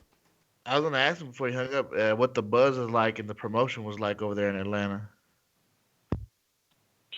Just like I said earlier this morning, I went to the press conference. It was cool. It was in a small club, but it was packed with just boxing fans. It wasn't like people lying down the block. I went to the Hawks game last night. That's where they're going to be playing in the State Farm. That's where they will be fighting in the State Farm Arena. But there were no posters up. I mean, there's no billboards in the city. It's literally no buzz at all.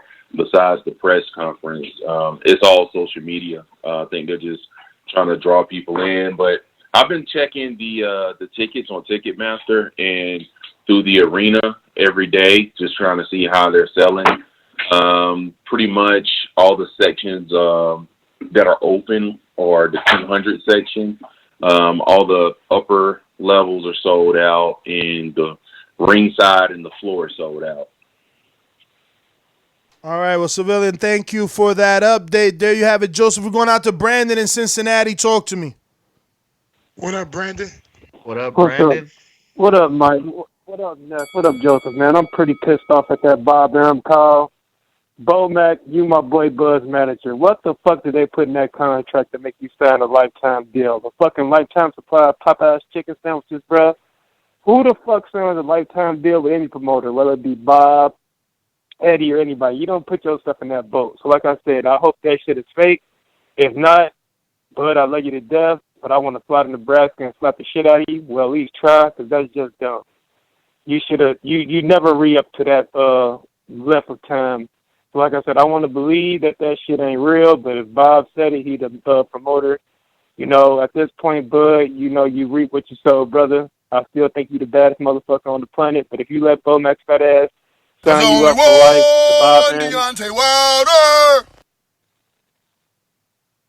if you let him sign you up for a lifetime supply, bro, I mean, you fucked up. That's bottom line. You still the baddest motherfucker on the planet, though, but you fucked up. Bomax, I want to whoop your ass. There's if you only did that. And I one find Deontay Wilder. Seems like you keep forgetting who the baddest man on the planet is. Fuck you, Ness. But no, I found it funny how all you motherfuckers, when Bob called in and said that the 138 is false, that it's fake, y'all believe him all of a sudden. When that motherfucker a couple weeks ago was saying that Errol and Sean Porter didn't do what they reported, oh, Bob full of shit. Bob don't know what he's talking about. So let's just be on the even playing field. Bottom line is, Brandon, man, you make some excellent points. You need to get yourself a boomerang. You're always getting cut off. We going out to Andy D. My bad. Go ahead, Joseph. I was gonna say, Brandon, maybe the contract had a lifetime supply of Bud Light with it, and that's what they signed. We're gonna send you a case, champ. Andy D, UK. Hey D, what up, baby? AD in the chat. That's right. I always forget that. That's AD. Cause your memory not like mine, nigga. That's why. Let's go! Let's go! Let's go! I'm ready! Let's go! Let's go! Let's go! I'm ready! Right, Wilder needs Fury more than Fury needs him because of the UK market. It's simple. Apart from the appalling pay-per-view. Straight bollocks. Anyway, look, you reckon times more than the...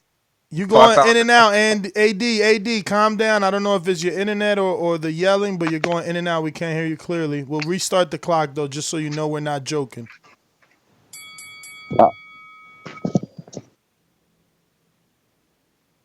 I do 6 times more than... Yeah, champ, you got a bad internet connection. Try to reconnect and call back in. Yeah, you won't have to sit in line. Just hang up, call right in, and I'll get you right back. Computer programming 1, talk to me. Yo, what's going on, fellas? What up? Ah, shit, man. Great show today, man. That was like 3 good interviews. Bob Arum, Ken Porter, and Paulie. Shit was tight, man. I just wanted to call in and say that was a terrible Bob Arum impersonation by Mike. It's cool. Nah, he tried. No, man, it's just tight. It's just tight. He tried, but yeah. Get the role right. He was.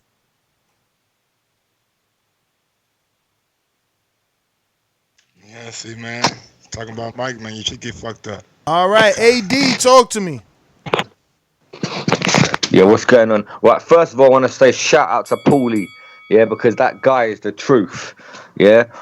And Nez, you need to brush up on your damage control skills, bruv. Like, you're trying to say that the reason that Wilder didn't want to fight again on Showtime is because of Paulie. I swear down, Showtime dropped Wilder like a sack of shit. Like Fox are going to do if he carries on with his pay-per-view numbers, bro. I mean, come on, bruv. You cannot try and blame Paulie for that shit. Source? And also, you crack me up, bruv. You're trying to bring the McGregor sparring thing just after Paulie triggered you. You triggered him back. No, that was a Patreon question, bro. People. No, I know, but you picked your moment to. I did not. I did not. And you. No, I didn't. Look, I rate that anyway. I'm not even cussing that. No, but I didn't. You knew what you were doing, bro. Order. No, I didn't. There's an order. I followed the order. Seriously, you reckon 5K? Bro, your internet is fucked up. The Queen don't want you to say what you're saying. Say that again, AD. Do you think it's going to do 6 Wilder and Fury? Do we think what? It's going to do 6 times the 325,000 pay-per-view buys. Oh, does Wilder Fury do that? I mean, I hope it does, bro. I hope. Yeah, is it going to do 6 times? I hope, man. I hope. Whatever's good for the sport. That's a good show. Whatever's good for the sport, bro. I want it to be the biggest it can. I'm with that. And Fury's the A side. Never forget that. All right, big up, boys. He got an imaginary belt. You love it. We going out to CYP. Chris. You know what, CYP? Don't do it. Don't do it, because you don't want to waste your last call. I forgot you boomerang straight up. We got hella people. Pat in Beantown. What up, Pat?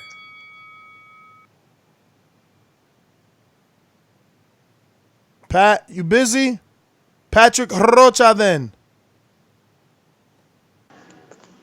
Yeah, I'm at the gym right now. Pass me. All right, passing Pat in Beantown. Patrick Rocha, you ready? Unmute. Yo! What up? What up? Buenos dias. Buenas noches. What's up, Mike? What up, Big Dog? What's going down, boys? What up? Hey, I just saw on social media Floyd going on the jet. Did he actually hear the radio and go to Saudi? Or is he going somewhere else? I don't know, but I bet you he ain't hear the radio and have a fighter with him. One of his own. Man, I was just seeing Andy Ruiz hitting the pads on the World Cup, man. And Eddie Earn must be saying, fuck me, man. The guy looked like Manny Pacquiao doing the combinations, man. That was mad. Damn. Hey, but honest truth, I want AJ to win, obviously, because, being Brit and stuff. But Andy, I think 5th round, it will happen the same thing again. The guy was throwing combinations. Like, you should see Eddie Earn's eyes like, oh, fuck, we're fucked, bruv. We're fucked. But anyway, that's just... And one more thing, I hope the Canelo and Billy Joe fight comes along. I swear, man, because that's the fight, because Canelo is the face of boxing at the minute, and if Billy Joe at least could get a little bit of that heat, that little, publicity and stuff, that would be sick for him, because Billy Joe, at the end of the day, he is sick. And Mike, sorry, yeah, hey, Josh Kelly will whoop flipping Crawford, man. He put him in the pocket. Yeah.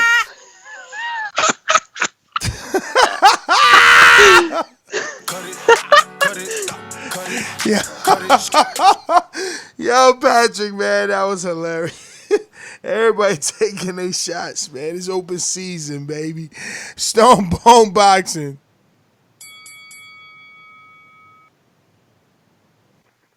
What up? What up?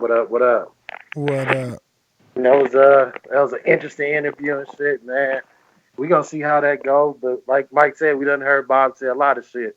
But as far as them fucking Wilder numbers, even the first Fury fight, Bob didn't have no interest in that. He wasn't involved in Fury shit, and the numbers that he getting is 400,000 to 500,000.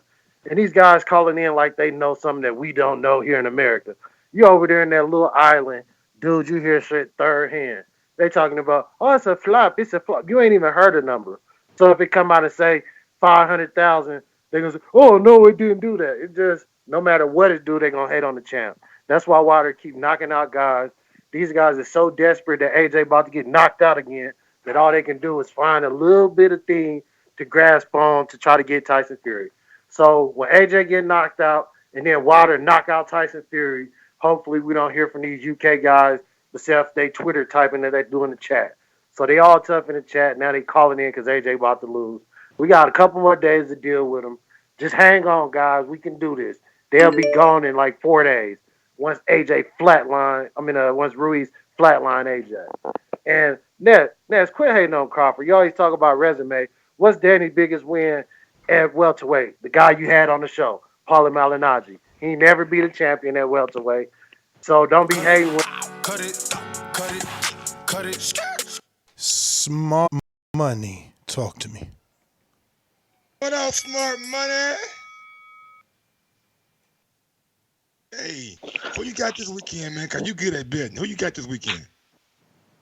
Who I got this weekend?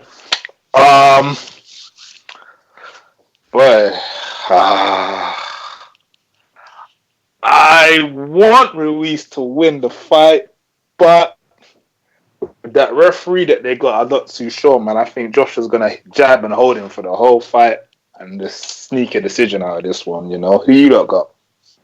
He'll never be able to hold Ortiz. Remember, I told you that. Find out Thursday. I hope he can't, because the only reason why I want Ruiz to win because I want to see an undisputed champion, and I want it to be one face, one name, Deontay Wilder. But I got a question for you guys, though, man. Don't you think Wilder needs to reply to Dylan White? Because Dylan White be talking that smoke, man. Dylan White needs to reply to Vada, man. No, man, you UCAT. Whether or not, man, he's talking that smoke, man. He said your boy's not no bad boy. He used to work in McDonald's, man. That shit was a bit fire. Still, we had Wilder on last week, man. He said his piece about Dylan White. You must have forgot. Dylan White had to rebuttal something. what did he say? I didn't hear it. I'm sure he heard it. You can catch it on the podcast, though. I know that's for sure. We got CYP on the Boomerang Smart Money. Thanks for calling in, CYP. Triple the rang up. What up, CYP? Tell me if y'all hear me or not. We hear you. All right, cool. Man, I know what's funny is that y'all want him to reply to Dillian White when Dillian White had done everything possible to not fight Wilder. You take drugs, get yourself stripped. Oops, Wilder fight gone. You let Molina step in your place for the mandatory. Oops, Wilder gone. Come on, my man. To be honest, I'm starting to think he really don't want to fight Wilder because you're talking all that street shit as if you want him to really beat your ass in the street instead of you just talking and doing what you're supposed to do inside the ring to get to that fight. See, we know all about that here on TVV, where somebody talks himself into a real fight to get out of the ring fight. That shit ain't gonna work, as we know. Now, I know y'all mad at me for my song, man, and I don't want to get y'all for that shit. So I've been coming up with some new versions. So we gonna hit y'all with part 2. You hit the A, you hit the J, you hit them both, and Dale, you'll have the shattered glass. He's on his ass. That's the first part. I'm gonna say it again. You hit the A, you hit the J, you hit them both, and Dale, you'll have the shattered glass. He's on his ass. There we go. Y'all, man, let me tell you something, man. The remix for him. Let's go. Y'all have a good day. I'm gonna catch y'all tomorrow. CYP out. We going to Mastermind Boomerang. NO, talk to me. You heard me? NO. You gotta quit playing with the audio, man. You did. NO. We trying to put you on TPV, you heard me? NO. Gotta go. All right, so NO, we have one more. Caesar in Las Vegas. What's up? Thanks for your Patreon question. We got to ask it. How are you? What up, Caesar? My guy. What's up, TBV Familia? What up? Man, I just want to tell you guys. Oh, what's up, Supermax? My bad, my brother. I just want to tell you guys are doing a fantastic job, man. Interview after interview, great content after great content. That's the reason why I'm a Patreon of this show, because it's just nonstop quality content, man. And I'm just, man, you guys just make my day go by way faster. I love the show. I love the callers. Everybody just makes the show such a great show and so entertaining and so dramatic and so full of bullshit and funny shit and hey, if you're not on Patreon, you're truly missing out, man. $5 a month, it ain't shit. So get on that Patreon, get you some content, get you some Border Wars, and like I said, man, great job, great show, and TBB for life, man. That's my call. Caesar, man, thanks for the call. As always, it was a pleasure meeting you, having a couple drinks with you out in Vegas, man. Can't wait to do it again. Hopefully you get to join us on the Border Wars or something. We going to Stunner in New Jersey. Talk to me. What up, Stunner?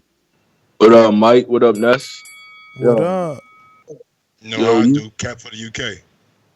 Yo, man. What's wrong with these UK dudes, man? It's like, so you got a dude, AJ, out here saying the most suspect shit to make you believe in them. You got Fury out here doing WWE ducking Wilder. You got Dylan White out here going silent for like 4 months straight, and then just popping up, not saying nothing about his B sample. Y'all still talking about fight Wilder. Yo, shut the fuck up, man. Listen, your whole country breeds nothing but pussy ass niggas, man. You know what I'm saying? Nothing but pussy ass niggas. None of them do. All y'all dudes is sus, man. Like, I can't wait until Wilder knocks out every single dude in your fucking country that you fucking hype up. I want all of them. I want White, AJ, fuck Chisora, old washed ass. Christ still want to fight. Knock him the fuck out. I want all of these UK dudes. I want just line them up. Because y'all be hyping up these bum ass dudes. Your whole country produces like 56 total heavyweights. You know what I'm saying? Y'all dudes have a fucking light talent pool, and y'all hype these dudes up. These dudes get 10 to 16 fights. These dudes are selling out crowds. They come to the U.S., they get knocked the fuck out. We send them right back. You know what I'm saying? This is what we do. So keep hyping up this bum ass dude. And you know what? If Fury wants to duck or whatever, we can line up White too. He a fucking bum. I guarantee you. Cut it. You guys are so aggressive with each other. Like the UK versus the US thing is so like, whoa. They got their chance, man. Everybody got their motherfucking horse in the race, man. So they gotta come with it, bro. It's all good banter, though. You know what I'm saying? Hopefully they don't really take his words seriously. You know what I'm saying? It's just fun talk. Mm-hmm. We got that one white boy John in Texas. Talk to me.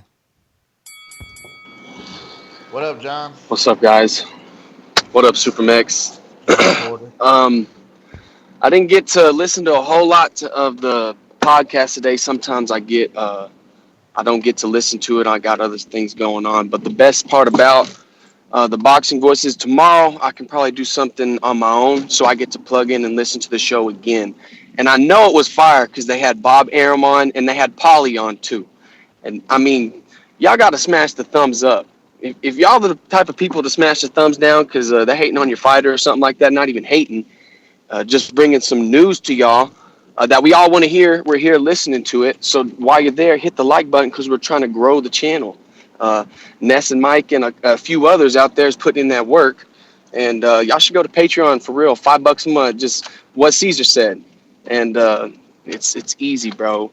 It's not easy for some, but $5 a month is pretty cheap, you know. That's a blunt if you smoke it. And, you know, that's less than a pack of cigarettes, you know. But, all right, then. Thank you, Ness. Thank you, Mike. Thanks for everything. Great content. I'm out. White boy, thanks for calling in. AD, man, only way you get back is on that boomerang. But we are trying to set up a Patreon debate show. We were supposed to have it with Jose. Hopefully we still have it later on tonight. Hopefully Jose's available because he is on Mountain Time, so it's only 5 o'clock where he's at. So, AD, we have a debate show where 2 callers can debate one another on Patreon. So, yeah, join us on Patreon, champ. Join us on Patreon. Get your questions asked. Cut the line. All those And fantastic if you're on perks. Patreon, make sure you tune in and call in because you guys decide the winner. The callers who call in will cast their votes. Yes, sir. All right. That seems to be everyone. Let's try NO on his boomerang one more time. Maybe off that mountain. And that's a no. All right. So we are out. Nest GTO, Instagram, and Twitter. Want to thank everybody that tuned in. Remember to subscribe to the YouTube channel and share the episode. You never know what favorite fighter, promoter, manager, trainer, up-and-coming prospect, contender will be on the show. Get the pressure on Mike. Let's get, I want Anthony Yard on, man. Is he too big time for Mike now or what? Pressure, Mike. Where the pressure at, Mike? You know what I'm saying? We want y'all. Let's find out. I seen him post a picture of Canelo. I've been hearing the rumors, but it's like nothing official, tissue. But if we go ahead and ask him, is it true? You know what I'm saying? Then it's different. You know, but only Mike can do that connection. Only Mike got that connection right there with Anthony Yard, lines in the camp. You know what I'm saying? Hopefully the line is still there. I've been on Andy, man. I can't believe he leaving me on red, man. I feel every time I see it, I feel like that Nicki Minaj song, bro. He be leaving me on red, bro. I'm always on scene. I'm like, damn, champ, answer me back. Like, we can't get 5 minutes, like. But I get it. It's the biggest fight of his life. I can't act like, yo, you gotta give TBV time. I get it, champ. I get it, but you know what I'm saying? We want to hear from you. We got your father on. We trying to chop it up with you. You know what I'm saying? It's real, man. Let's do it. But yeah, man, that's everybody. Look, man, whoever you want on this show, if it's Crawford, y'all need to be going to his comment section and telling him like, yo, man, come on the show. Come on the show. The baddest show. The biggest show. Hit him in TBV boxing. style. Go straight for the neck and don't stop. You know what I'm saying? Tag Mike. Like, yo, Mike loves you. He gonna make sure you all right. But we out, man. That's GT on Instagram and Twitter. Big underscore. Oh, go ahead, Mike. Go Let's say follow me at big underscore supermax56 on IG. Y'all cop CYP's new single on iTunes. Peace out. Definitely. Follow me on IG at Gross1911 or on Twitter at Gross2312. And you can follow me on YouTube at Mike on Sports. Catch me in about 30 minutes for the Monday Night Football review. And go Cowboys. I see them comments. We still first.